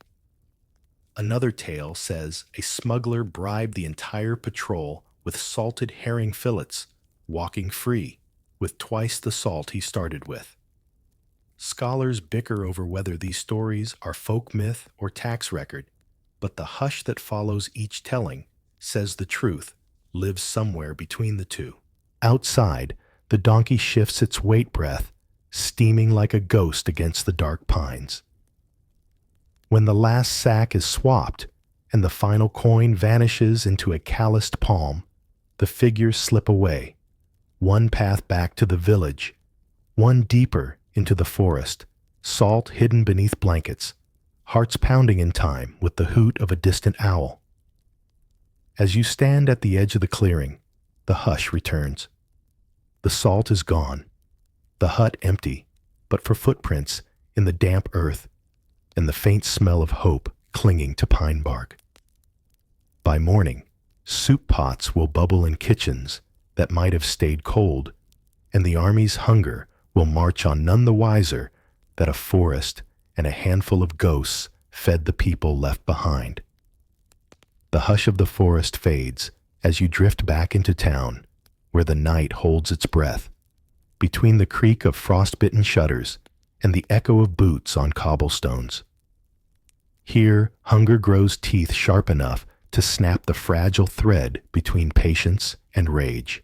You find yourself standing at the edge of a square that once hosted spring fairs and Sunday sermons. Tonight, it simmers with something else entirely. Lanterns swing from iron hooks nailed into door frames. Faces glow like half-formed ghosts in the flicker, men and women wrapped in thin cloaks. Children perched on shoulders to see over the press of bodies. They murmur at first, then louder, each complaint bouncing off the walls until it becomes a single restless growl. Bread, grain, fair share. A trio of soldiers stands before the crowd, uniforms stiff in the brittle wind. Their muskets rest against barrels stacked outside the makeshift storehouse, grain sacks piled so high the weight of them might crush a child who wanders too close. The soldiers keep glancing at the door behind them, where an officer argues with the village elder his voice muffled but sharp enough to slice the cold. Some say these food riots flared up only when commanders hoarded too much too openly. Others insist they were sparked by rumor alone, a whispered lie about wagons loaded for the front, while local cellars rotted empty. Historians never agree. They only know the records are full of fines, punishments, and hush money paid to families who buried sons and brothers when a protest went too far. Near the front, a woman with gray hair pushes forward apron, pulled tight over her chest. Her voice cuts the mutter like a blade. My flour. My pigs. My boys went to your war, now feed the ones they left behind.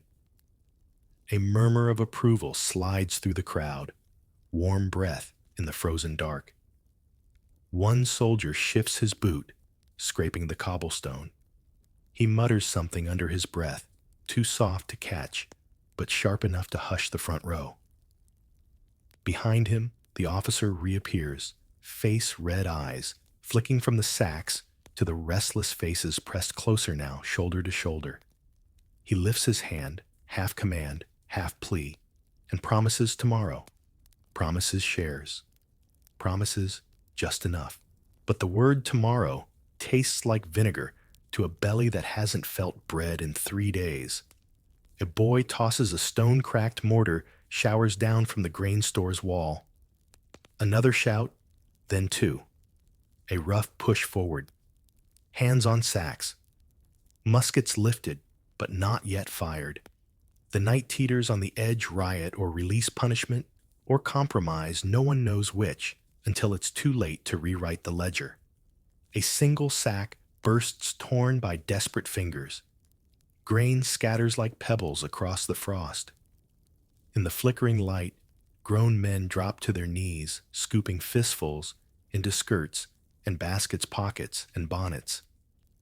Some laugh high-broken sounds that say, tomorrow's promise is worthless when tonight's hunger can be stolen right now. A musket butt cracks down on a shoulder, someone screams. The officer barks an order too late to matter. Grain pours out of a torn seam like gold dust in a fairy tale gone sour. You stand at the edge of it all, feeling the heat of bodies pressing close, hearing the thunder of feet on frozen earth. A riot, but also a feast if you can run fast enough to carry it home.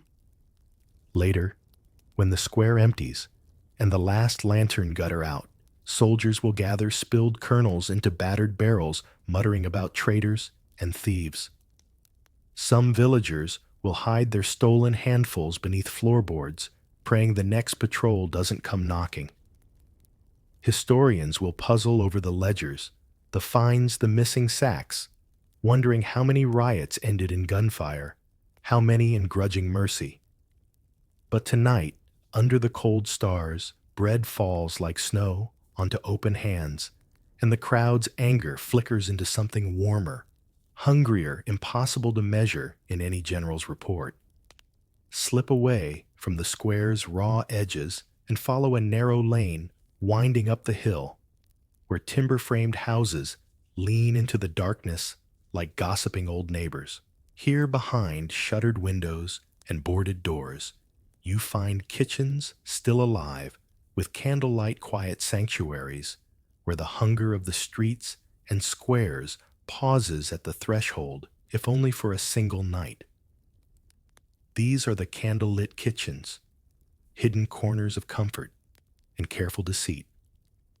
Inside, a roast turns on a spit no one's supposed to have. A bottle of brandy breathes sweet fumes into a parlor that pretends it's abandoned when the patrol passes by. Listen close enough, and you'll hear silver spoons clink against porcelain bowls, thin soup thickened with contraband salt, a scrap of meat smuggled through market stalls in a basket of limp greens. One townhouse glows warmer than the rest. Step closer, and you'll see a merchant's wife slicing bread that should have gone to the storehouse. Her husband sits with his back to the window, arguing softly with a guest whose coat bears the faint outline of an officer's epaulet. A bribe, a promise, a polite blackmail. Scholars still argue about these dinners. Were they quiet rebellions or simple insurance that tomorrow's knock at the door wouldn't be too hard? You stand in the shadows of the alley, watching the play of lamplight on drawn curtains. A child peeks through the crack, eyes wide, as if they've glimpsed your hidden place between these scenes. He turns back to a table crowded with plates that shouldn't exist in a town where the market riots hours earlier left villagers on their knees for spilled grain. Some historians say these secret meals kept entire families alive grease for the gears of bribes and favors that smoothed a village's passage through impossible times. Others believe they hardened divisions, those who feasted in secret, while neighbors starved in daylight walls thick enough to muffle both the laughter and the weeping. Slip inside just long enough to feel the heat of the hearth, the smell of fat crackling on a griddle that could buy loyalty if offered to the right lips. In the corner, a maid drops crusts into a basket, bound for a cousin down the lane, crumbs shared to hush rumors before they find an officer's ear. Every candle burns at both ends, here one flame for comfort, the other for concealment. In the back room, a ledger sits half covered by a lace cloth. Ink smudged where a hasty hand recorded debts, favors bribes, wrapped in polite phrases. The house hums with whispered deals, just enough to keep the door unbroken. The shutters tight, the soup pot bubbling through the leanest nights. Somewhere down the block, another house keeps its lights dark. No secret feast there, just the hush of sleep, or perhaps the hush of hunger, too deep for argument. The contrast is sharp enough to taste one kitchen warm and reeking of stolen roast, another cold as the stone beneath its hearth. Step back into the lane before a passing footman catches your shape in the shadows. The window flickers once more as a fresh log drops onto the fire, spitting resin and secrets into the chimney's throat. Behind that flicker, you sense the question that's dogged these wars since the first conscript's bowl was emptied. Who gets to eat well while the army marches on? Some argue there was honor in feeding a village even from a secret table. Others think the warmth behind those curtains tells its own story, whether the history books name it or not. Slip down the lane again, past shuttered warmth and boarded cold, carrying the scent of roast and smoke with you into the restless dark. By dawn's gray arrival, the quiet warmth of hidden kitchens gives way to the slow, sour creep of something far less hospitable spoilage and sickness, traveling hand in hand with every sack of grain and train of cattle dragged across half of Europe's frost-bitten veins. You find yourself standing at a muddy crossroads where wagons creak past like wooden coffins on wheels, their tarps bulging with barrels of salted beef and flour sacks patched more often than stitched new. The smell drifts on the cold air, half hope, half threat, damp rye, turning musty beef brine, leaking into straw, the promise of nourishment, curdling into poison if the convoy's luck or speed falters. It wasn't only hunger that hollowed out villages and cities during Napoleon's wars. It was what arrived with the promised bounty. Some scholars say these supply trains spread typhus and dysentery faster than any cavalry charge. Others insist the rot was inevitable. Too many mouths to feed too few clean hands to carry it all. Imagine peering into one of those barrels, salted pork, filmed with a sheen of green flour, alive with weevils that multiply in the dark. Officers wrote crisp reports, promising provisions to starving regiments. But between ledger and ladle, a single damp day could turn food into fever. And when fever arrived, it didn't care about uniforms or loyalty oaths. You follow a convoy for a mile or so, mules stamping drivers, muttering curses in three languages at once. When they stop to mend a cracked wheel, you watch a barrel roll off the back bounce once and burst open. A mess of spoiled grain spills into a ditch, soaking up meltwater that freezes again before dusk.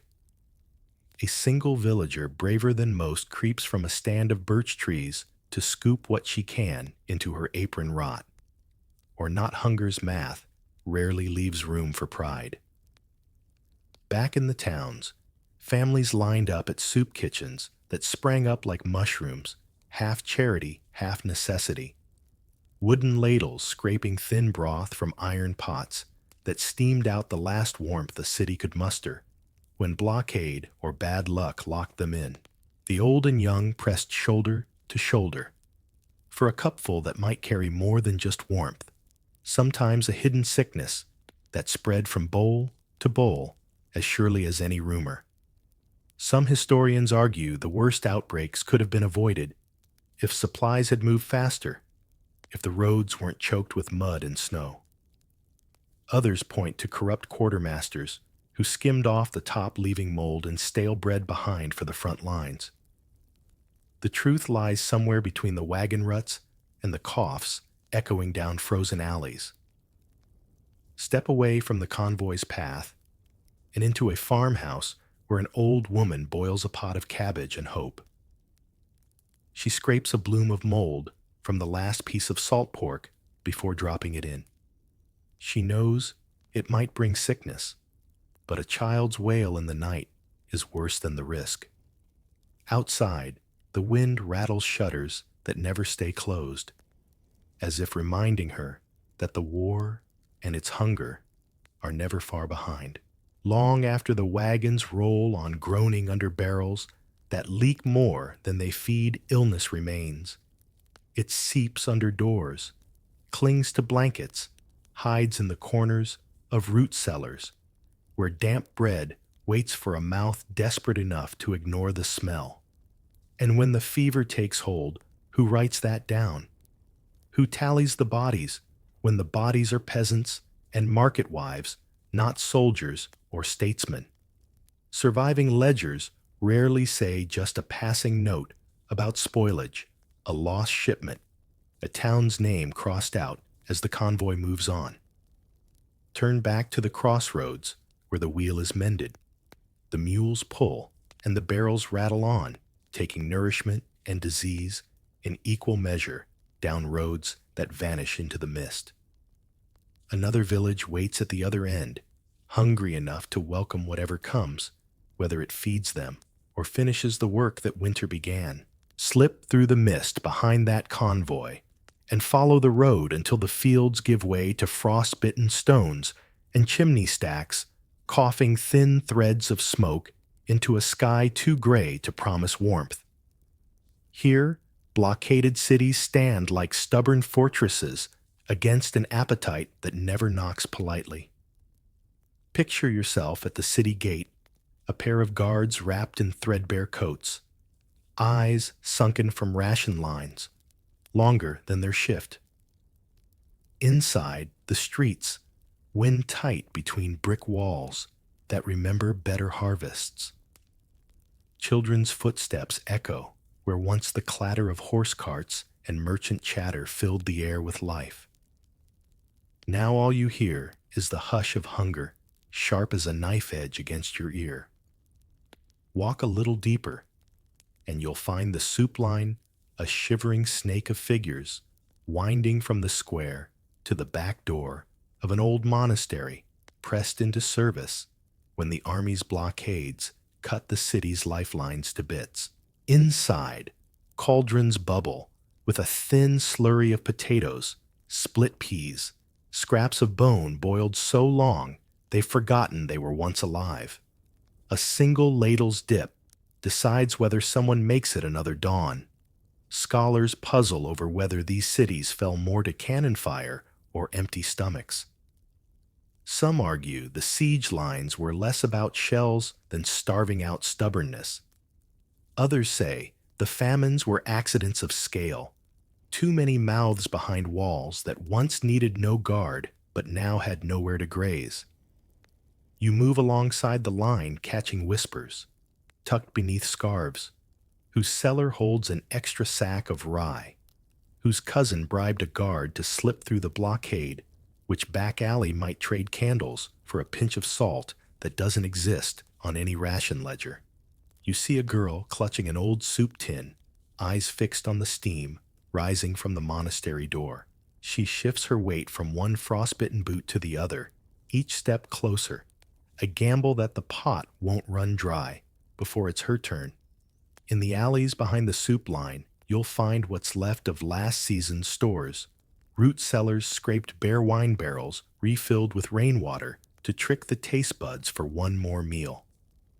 In the lofts above the main square, merchants count coins that clink louder when everyone else whispers for bread. Some say these blockades made clever men, rich and honest families, thieves overnight. Pause near a shuttered tavern where the sign swings with a rusty creak. Once tankards clattered and fiddlers played until the floorboards sweated cider and sweat. Now the barrels inside are filled with stale ale, half diluted to stretch every drop, yet behind the locked door, a single candle might flicker over a hidden meal for the owner's family. A bowl of bean stew, a crust dipped into salted lard, eaten by hand in the hush, while the streets below line up for crumbs. Some historians argue the blockades prove the limits of any emperor's reach. No matter how far armies marched, they could never completely choke the stubborn pulse of a city that knew how to hoard smuggle barter in whispers. Others point to records that tell a harsher truth. People didn't just starve in the cold. They learned to steal from neighbors, to scrape cellars clean when the neighbors slept too deeply. Drift now through frozen squares, where people stamp their feet to stay awake, soup tins tucked under arms like relics from a faith no longer preached. A boy breaks the line to chase a rat down an alley, hoping for a scrap of meat no soup kitchen ever promised. A mother hushes him back, pulls him close, mutters prayers that taste like old bread in the mouth. Above you, a church bell tolls the hour. Another ration line forms for bread that won't come tonight. And somewhere past the walls, the convoy rattles on barrels, brimming with enough to feed a city if only the blockade didn't stand between hunger and its answer. Slip away before the line shortens. Let the frost wrap around your shoulders like another ration you didn't earn, another promise you can't eat. Drift from the frozen soup lines to the quieter lanes behind the town's shuttered shops, where shadows gather around the real victors of any siege merchants whose clever hands turned empty bellies into full purses when the war's appetite grew too wild to control. Picture a warehouse by the river, its windows blacked out with soot and canvas scraps. Inside, a dozen barrels sit stacked 2 high, 3 across. By torchlight, they look identical, heavy with salted meat, hard cheese wheels, fine flour meant for an officer's table. But tap the side of anyone, and listen close, hollow thuds, half-filled casks, padded with straw and rotting husks. A trick so old, even the Romans would have recognized it, and so useful, no emperor ever marched without men willing to try it. Slip through the cracked door and feel the damp bite your nose.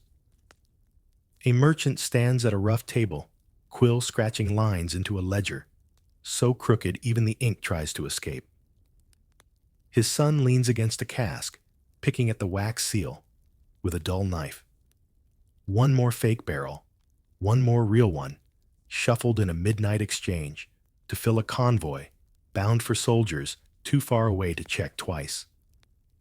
Some scholars call these men parasites, bloating themselves on stolen army rations, while peasants boiled shoe leather for soup.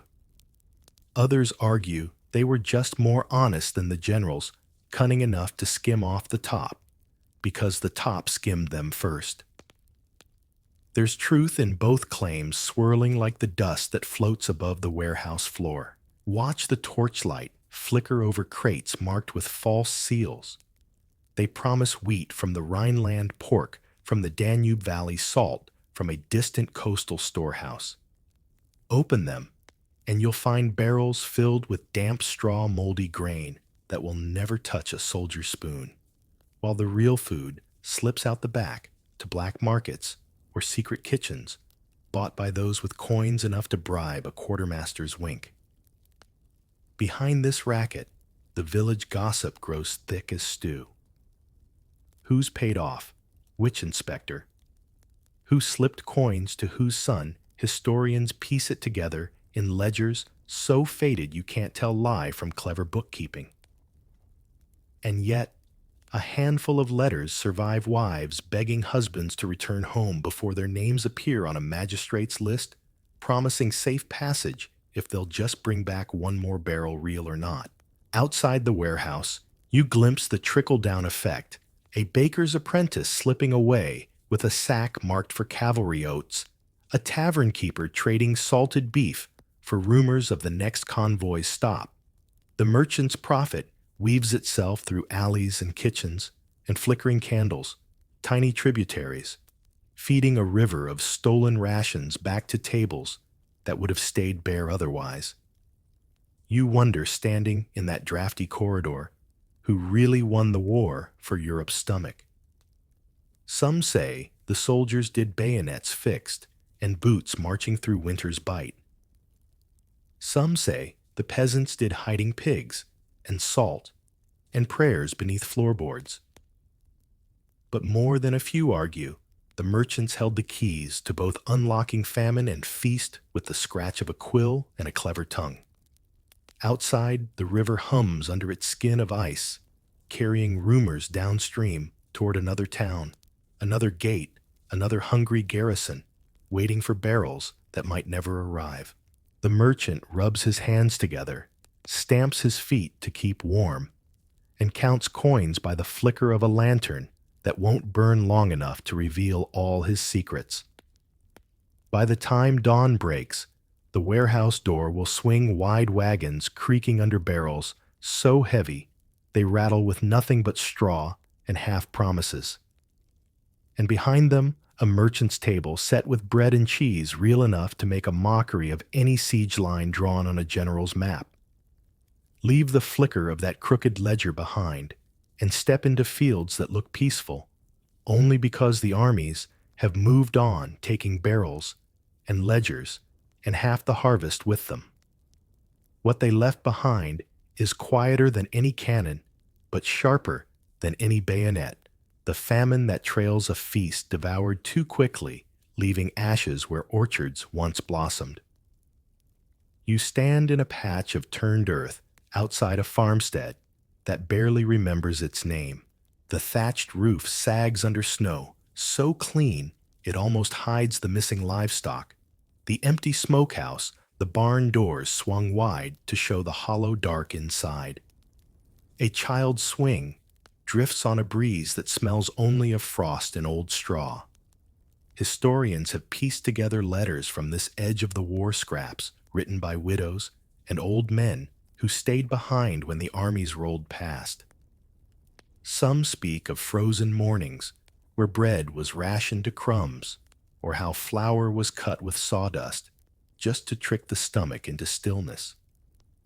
Others hint that neighbors turned against neighbors, stealing beets from root cellars at night, blaming wolves for chicken bones scattered in the snow. There's debate, of course always is. Some scholars say the famine was inevitable, the price of feeding a force that could march from Portugal to Moscow on a belly half full.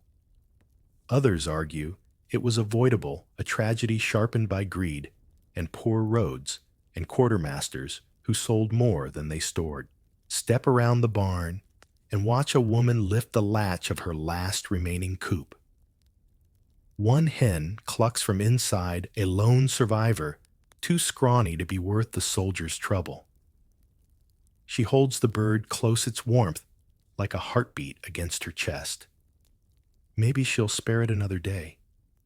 Maybe she won't. Hunger doesn't care for sentiment. Out in the orchard trees stand like rows of skeletal fingers, limbs brittle with frost. Beneath them, the earth should be resting for spring, but footprints, tiny careful, tell you someone's dug for roots and half-rotten windfall apples to fill a pot that boils more water than anything else. It's a different kind of battlefield now. No musket fire, no trumpets, just the low scrape of shovels and the creak of an empty cart hauled by hands instead of horses. Each wheel rut tells a story. Grain begged from a neighbor, 3 fields over. Salt bartered for a quilt. Barrels once stuffed with pork, now packed with straw to block the wind through broken barn walls. Somewhere down the road, the rumor of another convoy drifts through frostbitten hedgerows. Maybe they'll come back to requisition what scraps remain, or maybe they'll pass these ghost farms by chasing greener fields fuller larders. For the villagers left behind, each rumor is a curse and a prayer knotted together. Another knock at the door could mean a meal or nothing at all. When the snow melts, it won't wash the hunger away. The orchard's roots might bear a bitter spring bloom. The fields might yield barley and rye that taste faintly of ash and damp cellars. But tonight, you stand in the hush that follows a devoured feast, where silence clings to the beams of an empty barn, like the ghost of a rooster's crow that no one will hear at dawn. Turn from the coop to the gate past hedges that once held back fat pigs and rows of cabbages. What's left here doesn't fill wagons or feed armies. It barely feeds the stories scribbled in the back of a church ledger. Names of those who outlasted the army's appetite long enough to plant again when the frost retreats. This is the aftertaste of conquest, a landscape chewed to the bone by boots and barrels waiting for the stubborn green of spring to claim it back one hesitant sprout at a time. Stay a little longer among these quiet fields and bare orchards, long enough to see how the past clings to the plate, even when the armies have marched so far away that their boots are just echoes under layers of soil and memory.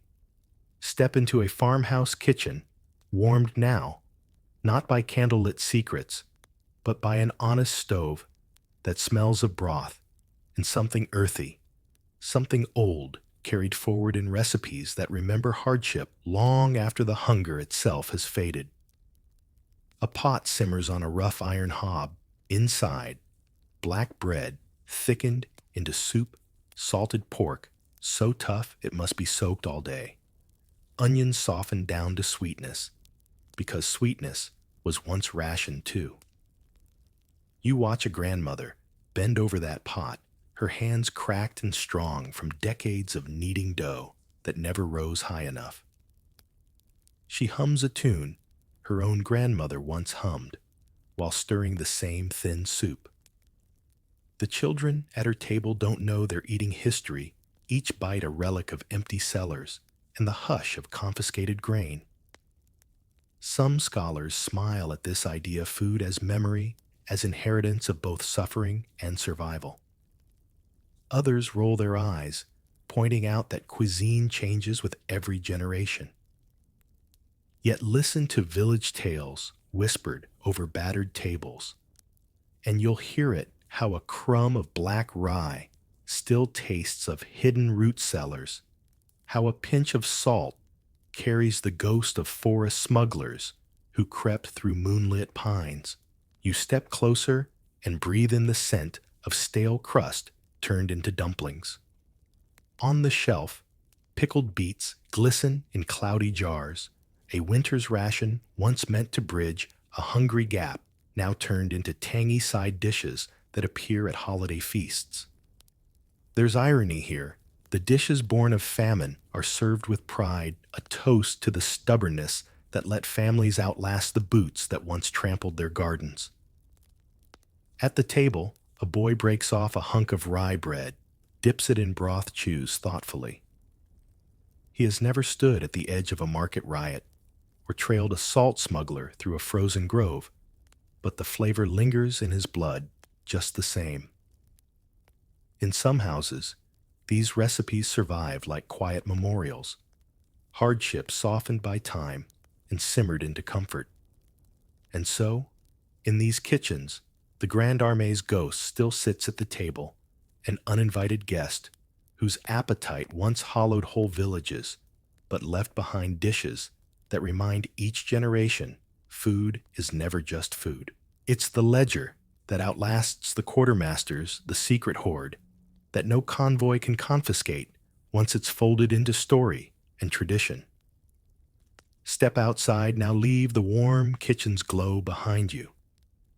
Feel the wind, catch the last steam rising from the pot. Across these fields, the same wind once carried the creak of wagons and the promise of hunger.